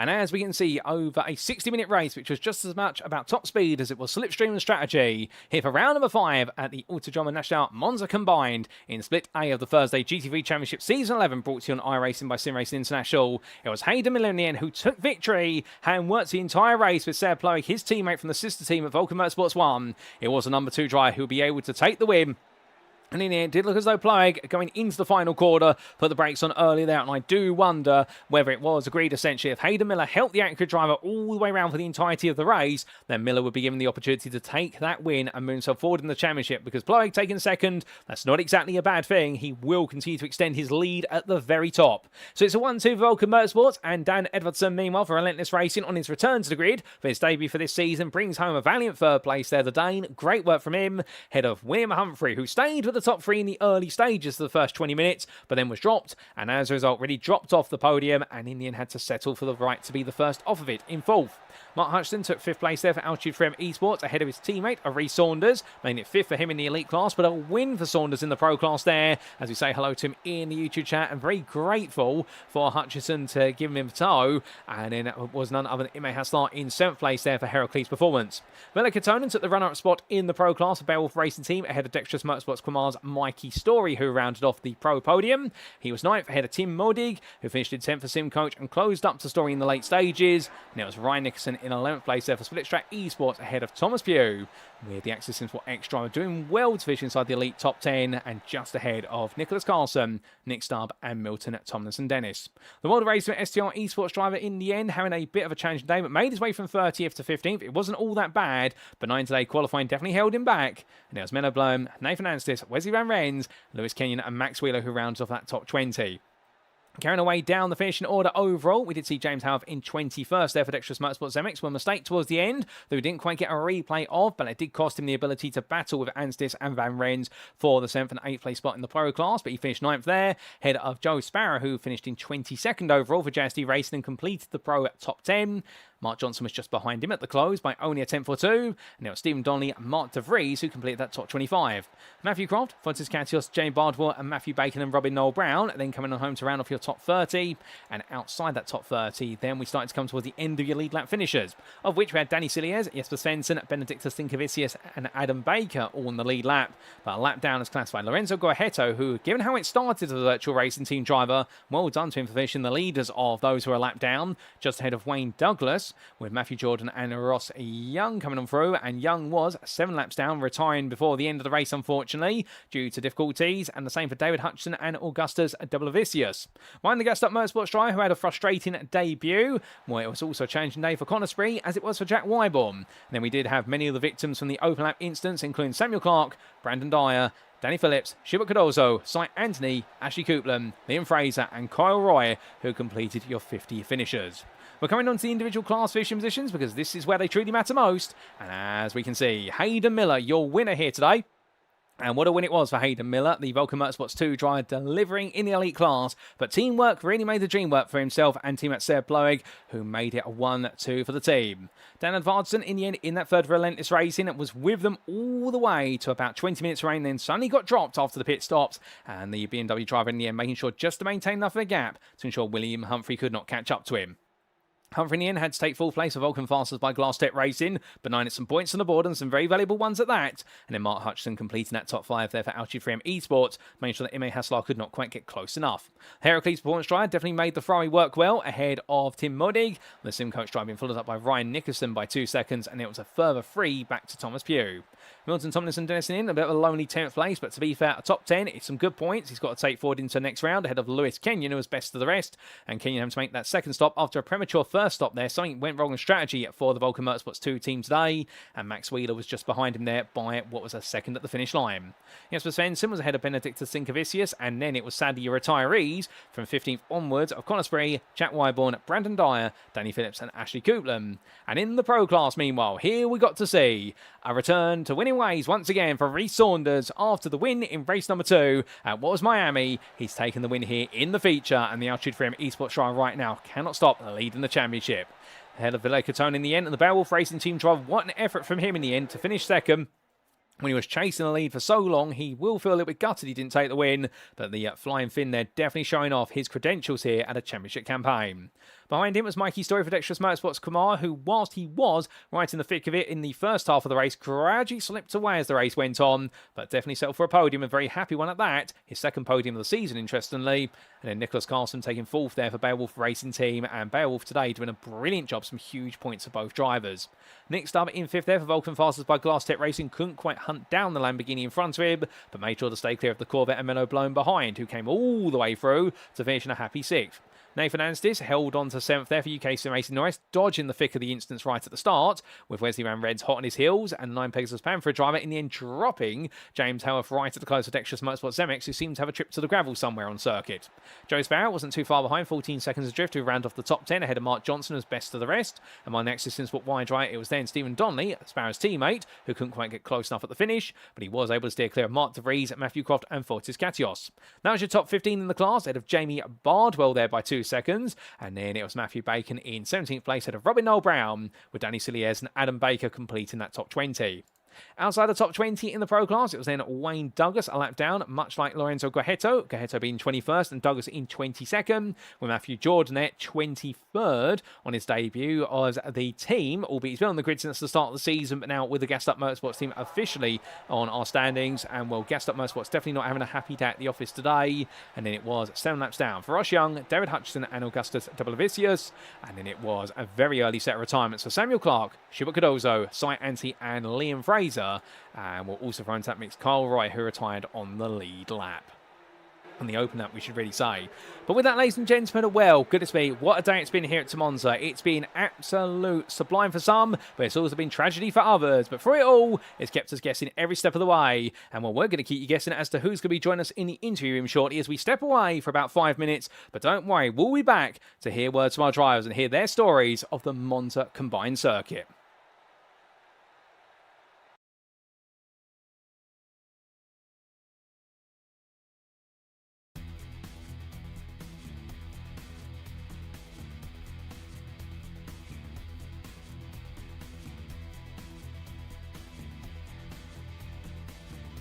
And it's lights out and away we go for our season opener as Tseard Ploeg gets a good start, but look alongside him and you'll see there Milton Tomlinson Dennis immediately go on the attack into the braking zone. One driver into the grass already, that's Mikey Story, but 3 wide they come into the opening corner. That's a bold move there. William Humphrey makes the place as they make the way through in towards turn number 2. I think the Altitude 3M Esports driver here might just be fancying his chances once again as they come into the braking zone now for turn number 1, and as they make the way from right into left, well, Hayden Miller here side by side with him. They'll go all the way through to turn number 3, and Saunders does take the place there. That's for overall position, not for pro position. Saunders is the pro leader, but he goes a bit deep there in 3 to the inside of 4 then, and Miller right now enjoying this. Saunders enjoying it, a little bit of rub and contact between the two of them, but nothing wrong with a bit of bump and grind between the two Ford, for the Ford and the Corvette, the two Americans I should say. And with those two Evo drivers in front of them, they're just, you know, they're realistically in a completely different race.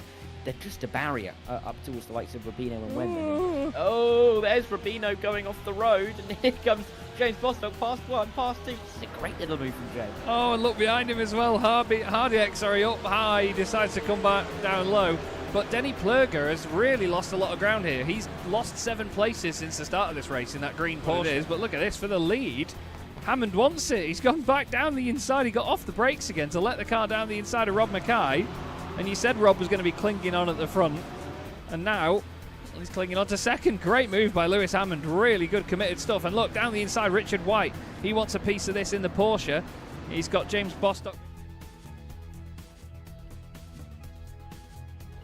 And it's lights out and away we go here as Mirko Bortolotti goes exactly on the green, and as they roar the way down towards turn number 1, Martin Statman side by side with him, but look behind, Tim Perry under pressure and Miguel Leon immediately as the Enosis Esports driver tries to put the pressure on. Further back we've got 3, 4 wide, they're all in the crush as they come through the opening bang. Look back for the rear of your second place runner Statman, and Statman right now for the Gazex Racing team. What he's trying to do here, I think now, is just hold on to second, and if needed, he may have to act as a bit of a buffer and perhaps sacrifice a little bit of his race for the race leader. leader here. Although Bortolotti, to be fair, I think might be holding some pace back. But here comes Lux in the tow. In towards what we roller coaster they come with the Virginian corkscrew. It's left into right very quickly here as they both make the way. And it's too wide on entry. But Lux gets ahead. It's up into second now, as it will be Martin Statman falling down to third. But Callum Lux does clear another one. And now only one car is between him and an opportunity of victory here tonight. Which is Perry going to make the move, or I'm going to have to make the move for him? Well, there's your answer. Perry's going to go on the inside here of Dean into the braking zone. Edwards gets to watch it from the popcorn seat view. Perry there being too wide on exit. Dean's going to try and hang around the outside. Does Edwards think about going up the inside as well? He gets himself ready for it in case there's contact, but there's not. Perry there being fair. Dean tucks back in behind. Lovely move there from Tim Perry. And I think meanwhile Beardsworth will hope they don't get close up in time, as Beardsworth's going to look up the inside. He goes all in, and it's from very far back. He gets it stopped, however, and Beardsworth there nails the move, but Tillerson's going to come back at him up the hill. Does he go in on the brakes here? This is bold to do it on the inside. No, he does not. And Brian Beardsworth at the end, he gets it wrong. He goes out wide at turn number 6. Tillerson's going to be too wide with him, but too wide they're going to turn 7. Tillerson goes on the switch back there. 9 is no way through, and in the end they come down towards turn number 8. Well, there Tillerson backs off. He lets Hutchinson go around the outside, but is it the right call?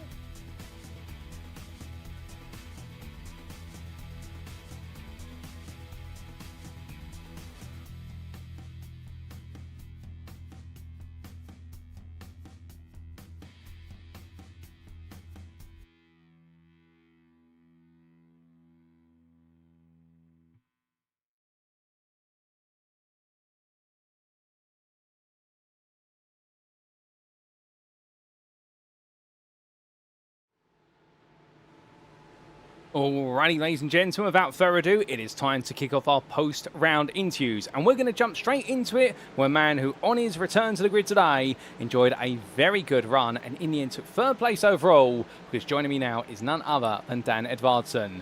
Good evening to you, Dan, and well, what a way to return to the grid today and make a debut for Relentless Racing.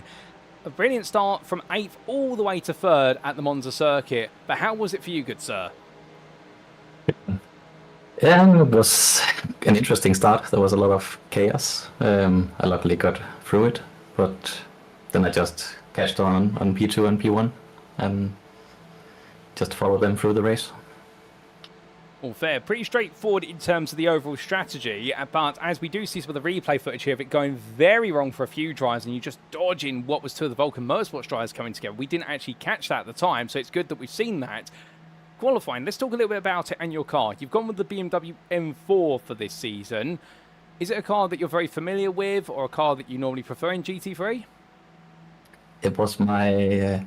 I came from another sim, and this was my favorite car there, and like most driven car, so I also preferred in iRacing, but it is my first season in it, so it's interesting.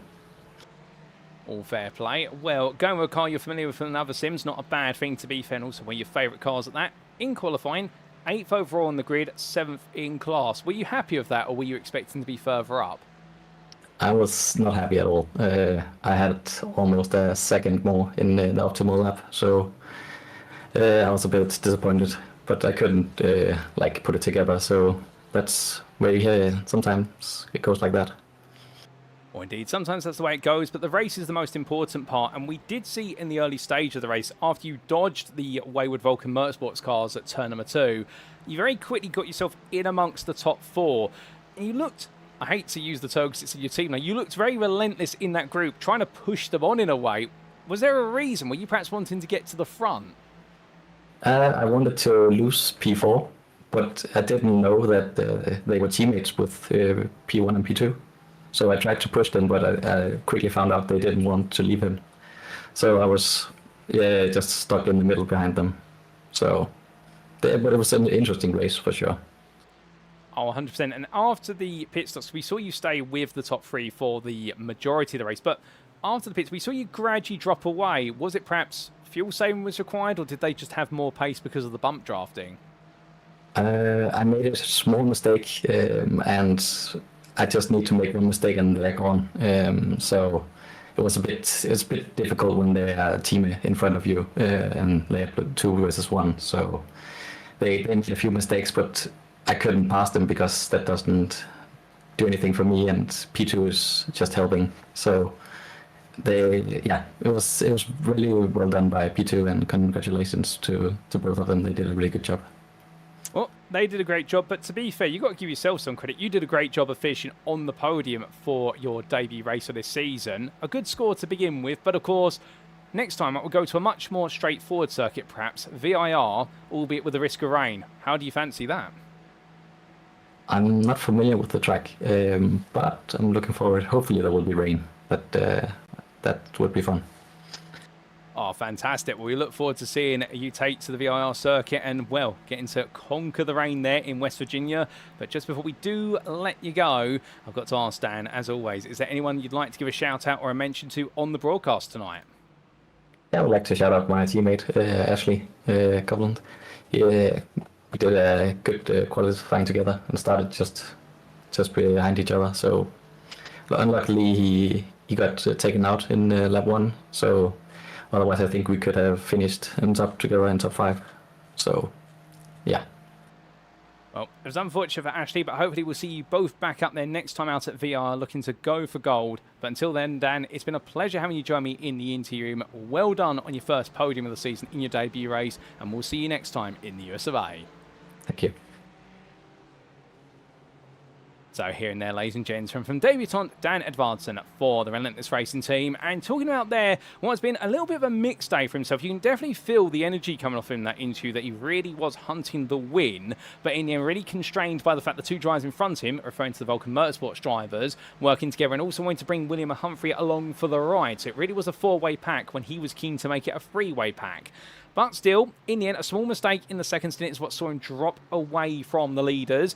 And unfortunately, that cost him the ability to really be able to fight for lead right at the very end. Could have been a very different story if he'd been the third man still in the party there, perhaps. But still, you've got to take the positives on the day, and that is some good points. And we're off to VIR. And whilst he's never familiarised himself with the circuit so far, he is looking forward to the prospect of wet weather there in round number 6. And we look forward to seeing him get to grips with what will be some rather tricky conditions, if so. But with that, ladies and gentlemen, more interviews to come. We'll be back very shortly for interview number 2.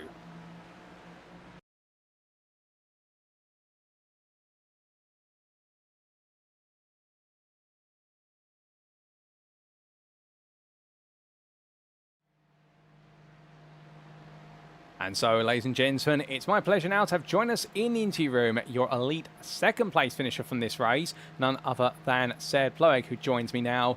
Good evening to you, Tseard, and well, you were saying to me in the build-up to today the Acura doesn't have the speed, but you found a way to get it on pole somehow, and you almost found a way to take victory, if not at least the second place. You must be very happy with the points you've taken from this round.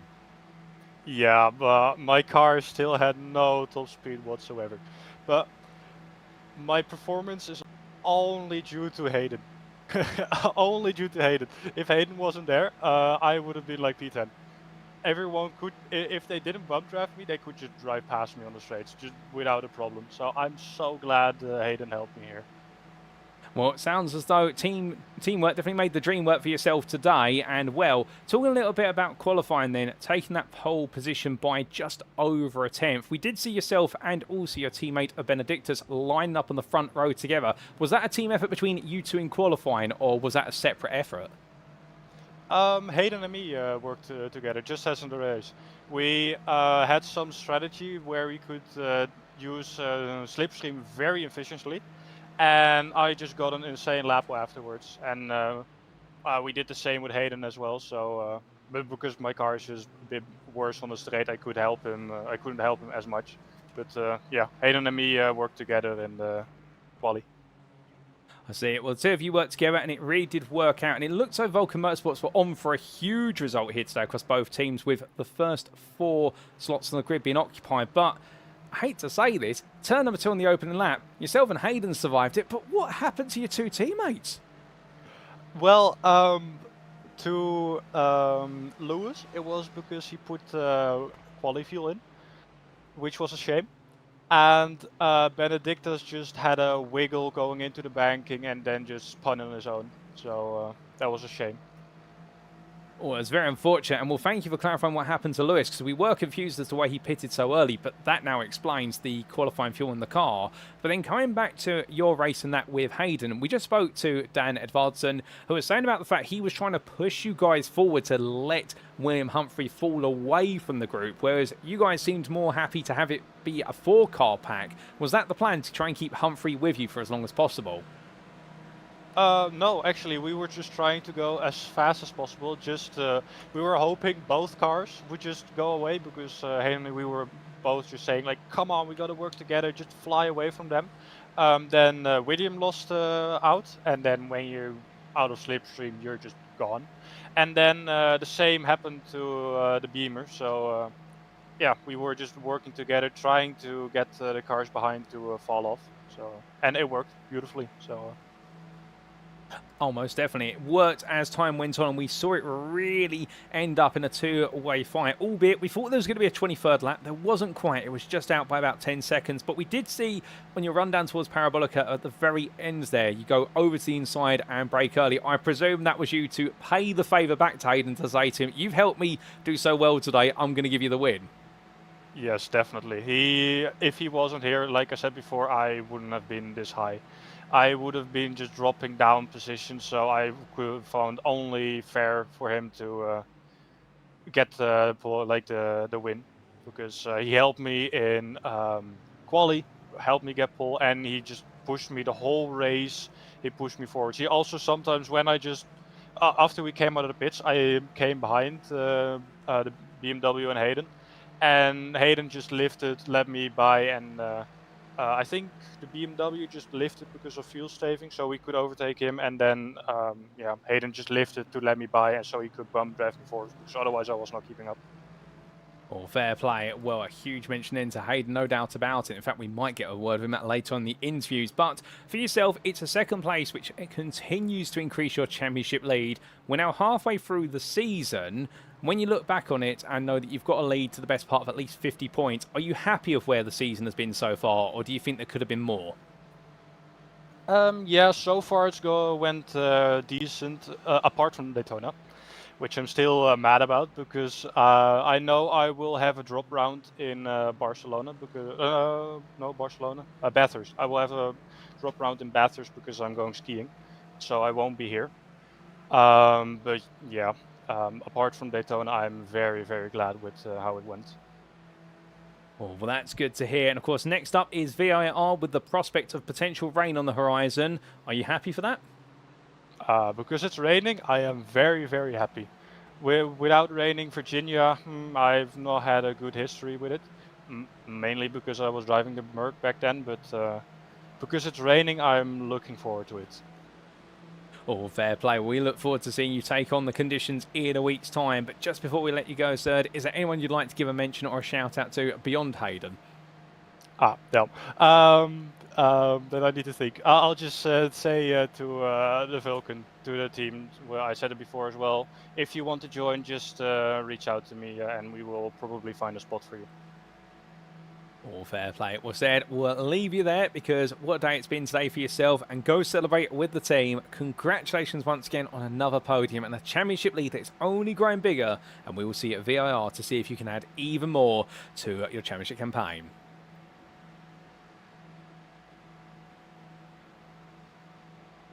So here and there, ladies and gentlemen, from our runner-up today in the elite class, and Tseard Ploeg really putting it down, and credit where it's due to him, mentioning time and time again that he owes this result to his teammate Hayden Miller. And you can see the footage right now of the two of them working together, and Ploeg being pushed along there. In qualifying, that's how he got the pole position, and in the race, it's how he was able to stay right at the front here and not lose the places. And that teamwork's so critical, and well, in the end, both of them trying to drop the other two cars behind. They couldn't quite do so versus Dan Edvardsen, the BMW driver who was referred to there for Relentless Racing, who we spoke to just beforehand. But to be fair, Ploeg in the end returning the favouring kind by giving up the position for the lead of the race and settling for second and letting Miller take that win. But he's very happy how the season's gone, excluding Daytona, and if he can carry on the momentum at VIR, I get the feeling right now that Tseard Ploeg is going to gradually become potentially an unstoppable force. But ladies and gentlemen, more interviews on the way. Who's next? We're about to find out.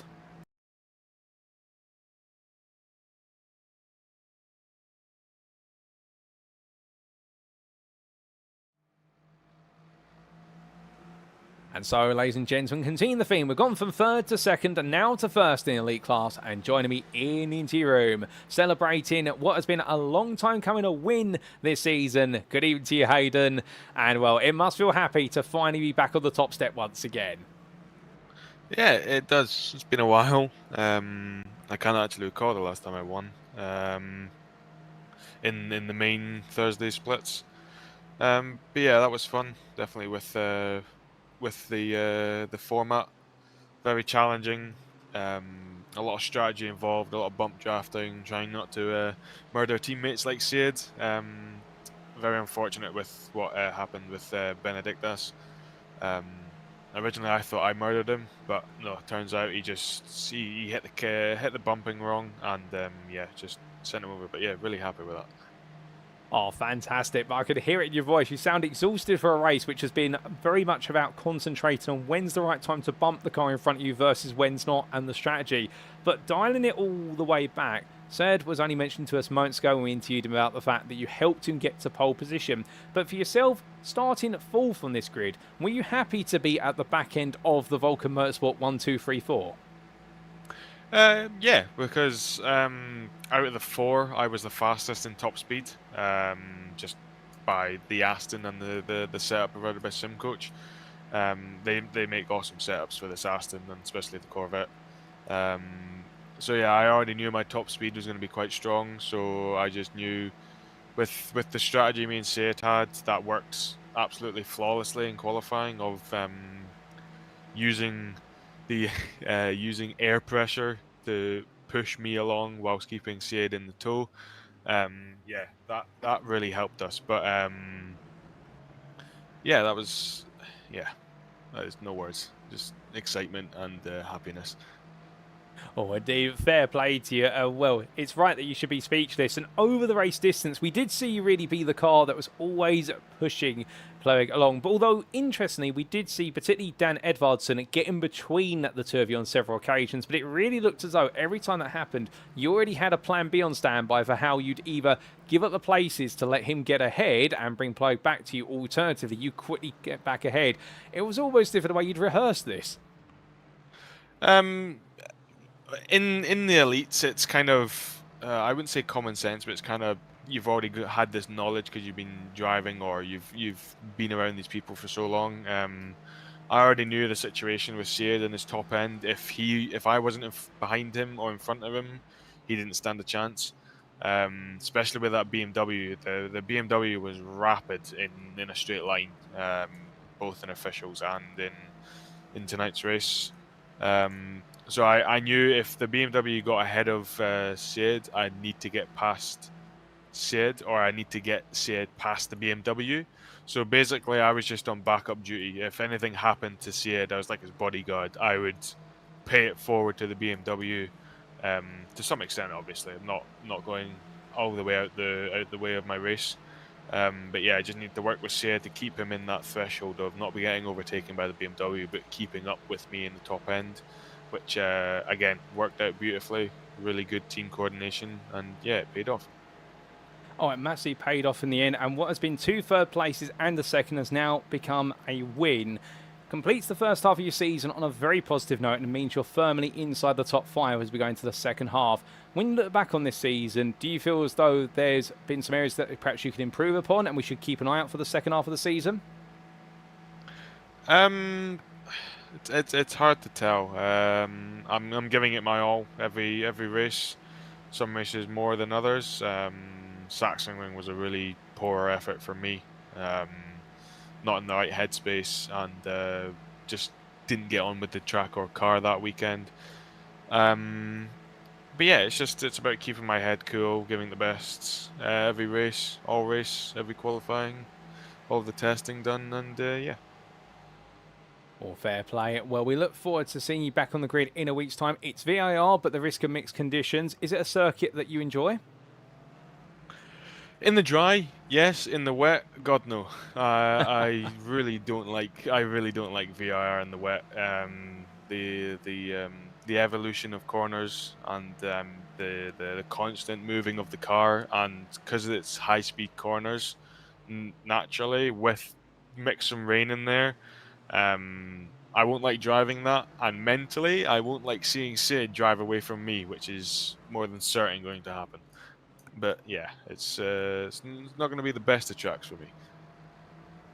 Oh, fair play. Well, it might be damage limitation next time, but we'll see what you can do there. But just before we do let you go, is there anyone you'd like to give a mention or a shout out to on the broadcast? Yeah, just a big shout out to Sid at the end of the day. As I've tried my best to help him, he tried the best to help me, and all the efforts for not giving up in any other teammates, Benedict Das, Lewis, Connor Spree, all gave their alls. Some had mistakes, some had unfortunate areas, and yeah, just big shout out to them and Vulcan Motorsports and entirety. Oh, fair play, Hayden. Well, it's been an absolute pleasure to have you join me in the interview this evening. Congratulations on taking your first win of the season. It's been some time coming, but you finally made it happen. We'll see whether you can put things together at VIR to get some points back on the board once again. But until then, savour the moment, enjoy it, and we'll see you back in the US of A. Thank you. See you. Well, ladies and gentlemen, here and there from Hayden Miller, the Vulcan Motorsports 2 driver who, you could hear it in him, I think he's a bit relieved, but he's also exhausted. The concentration levels have been so high today for these drivers at the front because of the fact having to now every lap making sure they get the tyres best they can, but also just staying focused. It does seem as though it's quite lazy racing in a way when you're just constantly focused on bump drafting, but the thing is, it's definitely not. When you have to focus on the car in front for so long and have your foot to the floor for so long, it wears you down just holding yourself in that position, and Hayden Miller there will know it best, having to micromanage Tseard Ploeg's pace versus the pace of the cars behind and making sure that he was always in a position to support his teammate. It's not an easy juggling that, but he made it work, and in the end took home the win, a deserved one at that, and indeed making the Vulcan Motorsports teams proud, but also I'm sure himself and his family proud. Going to VIR then? Well, it might be a damage limitation round. It's not a circuit he's got along well with, but can he get along well with it this time in wet conditions? We'll have to see in a week's time. But ladies and gents, we've got one more interview to come, and we've been having interviews in the elite class. We're heading to pro, but who's it going to be with? You're about to find out.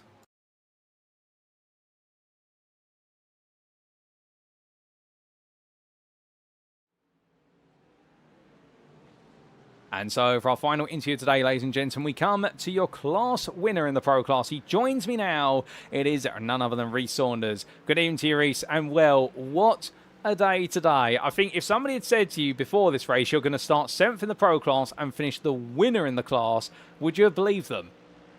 I don't know how it happened, to be fair. I'm genuinely astounded and confused myself. No, over the moon with that one, Paul. Oh, well, you deserve to be fair. I mean, it was a crazy race. There were many different angles to it. Let's talk a little bit about qualifying quickly and the Ford Mustang. We know the Mustang's been one of those cars that has been typically quite quick on the straight. How it seems here with the incredibly long straight, it's not quite perhaps had the punch that it's enjoyed at other tracks. This one's on me, to be fair. I've just not done enough practice around Monza after the earlier quip off James Bostock at the start of the season of you're pretty quick when you try. I've not tried this week. I'd only done about 10 laps of practice before loading into the session, so it was a voyage of discovery. I didn't have many friends when it came to drafting in qualifying either, so actually by the time I finished P20 in qualifying, I was quite happy with that. We were finding little bits of pace as I went. Yeah, the Mustang, I don't know if it was the quickest car here or not. I don't think it was. It felt a bit unwieldy in the corners. And then, yeah, maybe lacked the absolute top end that some of the others enjoyed. Oh, fair play. Well, in the end, a learning experience as you went, and we definitely saw you quickly learn to avoid all the chaos and carnage on the open lap. Just tell us where you were in all of it, because there was a big instant right at the front, midway round the oval bank, and then there was an instant in the mid-pack before we really got going, and then there was an instant as well in between all that.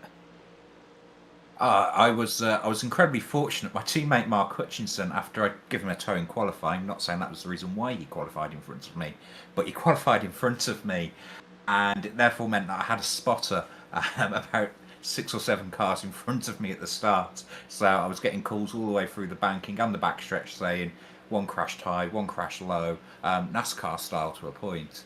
It just meant I could pick my way through pretty effectively and avoid that one melee. That was, yeah, it looked like half the field might not have made it to the start-finish line. Looking back at the replay, so absolute carnage and chaos everywhere, which was fairly predictable with this layout.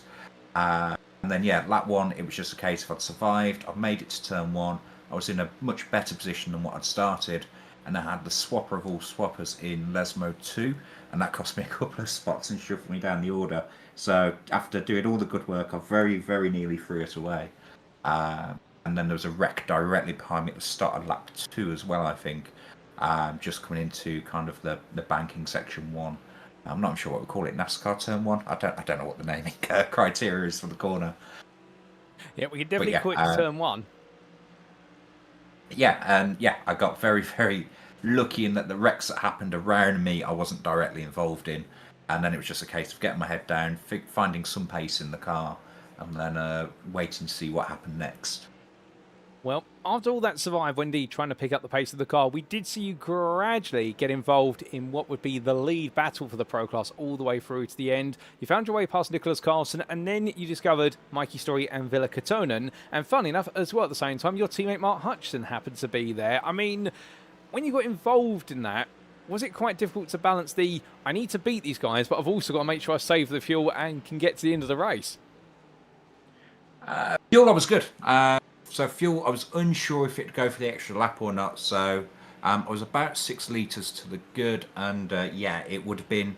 I'd probably had to lift and coast a little bit in the final stint, but that fuel was never too much of an issue. It was more so thinking about the championship fight. It was a golden opportunity. Fotis I'd seen in the pits at the end of lap 1 after he'd out-qualified me, and I realised I was in a position to pick up some good championship points. And it was that one of, I was happy, happy to fight the guys, happy to fight Mikey, and happy to fight Katonen as well. But it was just one of those ones where I was like, I don't want to trip over one of them or them trip over me and throw what would be a good, 85, 90 point score down the bin just for the sake of me trying to get those extra 10. So it was more thinking about the championship game at the halfway point in the season. But having Mark there in front meant that I'd got somebody to work with, attack with, and defend with.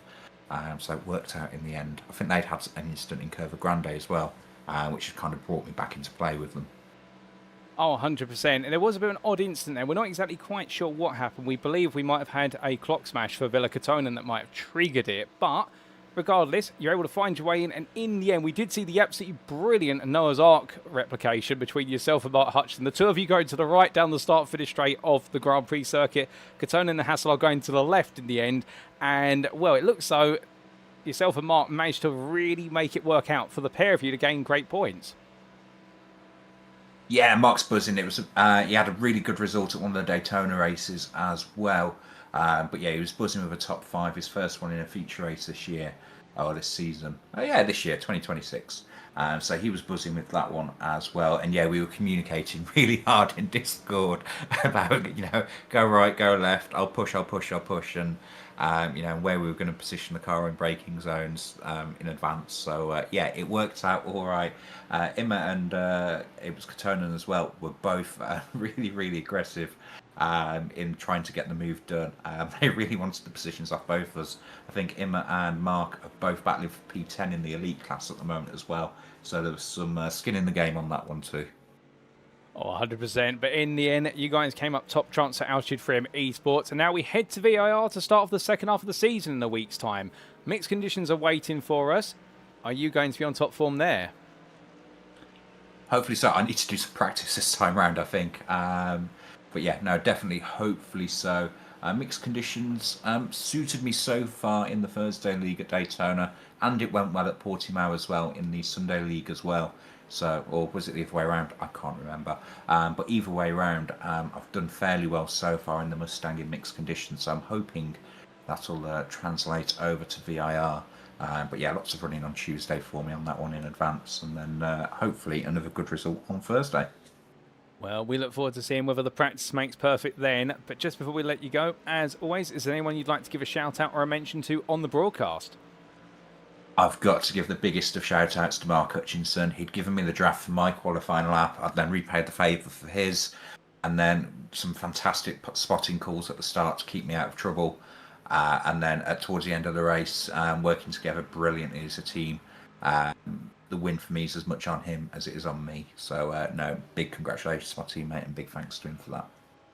Well, I'm sure Mark will be very grateful to hear that from yourself. Indeed, great teamwork from the both of you. We'll leave it there, Reese. It's been a pleasure as always to have you join me in the interview room. A championship lead that continues to grow, and at VIR it may even grow more so. But until then, congratulations, enjoy it, savour the moment, and we will see you in a week's time. Cheers, Paul. Thank you. So here and there, ladies and gentlemen, for a very happy and relieved Reece Saunders. Teamwork really made it work today. And that's been one of the big themes, perhaps, of several other interviews, working together with teammates to make the results come on through. But for Reece Saunders especially so, and well, survival as well being so critical, as we saw right at the start, starting 20th on the grid. Didn't quite work out the way he wanted it to in qualifying, but that was because of practice being a limiting factor. But then when they did go green flag racing, well, he survived everything that happened in front of him, around him, and behind him. And he was able to make that steady progress in chasing down the top three of the pro class. He got there in the end, and then it was really about the slipstream battle between himself, Catone and Story, with some elites throwing themselves into the mix. But in the end, it did come down to working with his teammate Mark Hutchison to get the draft that would pull him ahead and pull him clear, but also to the mutual benefit of Hutchison to make sure that Ime Hasselard could not get back ahead of him in the fight for 5th place in the elite class. And Altitude 3M Esports have left Italy with smiles across all their faces, knowing the points coming their way, and at VIR it could be another opportunity to land a huge result. But with that, ladies and gentlemen, that concludes our post-round interviews for tonight. And let's give you a quick recap of who we've spoken to. And so we had a mixture of elites and pro drivers today. We started off with 3 elite class drivers. We started off with your 3rd place finisher of Dan Edvardsen on his debut round for Relentless Racing this season. Well done to him for his 3rd place finish. We then heard from the Vulcan Motorsports pair. Firstly of Tseard Ploeg for Vulcan Motorsports 1, the elite class finisher there, who took pole position, aided by the other man we spoke to, Hayden Miller. And in the end he finished 2nd, giving up the win to Miller, who for Vulcan Motorsports 2 in the end really was the true team player today, and made sure he landed what was his 1st win of the season in doing so. Then we came to the pro class lastly, and we heard from your race winner of Reece Saunders there for Altitude 3M Esports, where it all went wrong of some description for everybody else around him. He made sure it went absolutely right, and with teamwork with his own teammate Mark Hutchison in the elite class, was able to bring home quite a very valuable win, and indeed one that's going to move him much further ahead in the championship standings. But with that, ladies and gentlemen, that concludes our interviews. A huge thank you to all of our drivers for their time in the interview room. We'll have plenty more of those as the season goes on, and well done to them for their results. But it does mean it is now time for us to wrap up. Thank you very much for watching. If you have enjoyed today's show, and perhaps you're sat there right now wanting to know more about SimRacing International, now you can get on the grid to be part of any of our ongoing and upcoming series and everything else in between, well, the first thing you need to do is join the Beating Heart of the community, which is our official Discord. Invite link available at the bottom of the screen. And if you do, well, you'll be able to have access to Discord, and with it the opportunity to get on the grid with us for any of our ongoing series, which do include, of course, the Thursday GT3 Championship in its 11th season, which you'll be tuning into today, with its 2 splits of 120 drivers. We also do have on Sundays, if you're a big GT3 fan, but Sundays are the days for you. You're a weekend warrior on the road. Well, of course, you can join the UK SimRacing Community Sunday GT3 Championship, which is currently in its 17th season. Alternatively, if you love GT racing, but you want to go back in time to some more classic machinery, we do have the inaugural season of our GTE Championship that's proven highly popular on Fridays. And if you're wanting something very casual, but a mixture of GT3 and GTE machinery, we do have our free-to-join practice league. That runs on Tuesday evenings, Wednesday evenings, and also Saturday afternoons. So there's never been a better time to get on the grid at SimRacing International, whether you are a rookie all the way through to a fully fledged esports professional, or even a real-life racing driver. But with that, ladies and gentlemen, well, we also need to say a big thank you to our series and league sponsors, who do include, of course, CarMate, Modern Technology, and also the GP2 group, and lastly, none other than Motorsport UK's esports division. And a huge thank you to them as always for continuing to recognise us here at SimRacing International as a recommended community. We appreciate that recognition, and long may it continue throughout 2026. But now, where do we turn our attentions to, ladies and gentlemen? Because that is the first half of the season. And so we look ahead, and on Thursday, the 12th of February 2026, we have no break. We go straight into the second half, and we make our way back to the US of A for the 3rd time this season. But it is not to Florida, it is to the state of Virginia, to the circuit named after its host state, because we'll be making our way to Alton for the Virginia International Raceway. A full course which is absolutely loved by drivers up and down the field normally for its ability to put on a very technical challenge, with the risk of mixed conditions as well. It could serve to shake things up, and anybody who touches the grass, it may be to their demise. But in the elite class, Tseard Ploeg is leading the way, surrounded by his Vulcan Motorsports teammates, and it's looking as though right now it's a championship that is gradually falling into his lap. Whereas in the pro class, Reece Saunders is is also bounding away for Altitude 3M Esports, but that's the end of the first half of the season. There's still 5 rounds to go, and everything's still wide open, and particularly in the Teams Championship even more so. But how will it all continue next time? We have to tune in next Thursday to find out, but until then, we've been SimRacing International. You've been tuned in to Split A's broadcast of the GT3 Championship,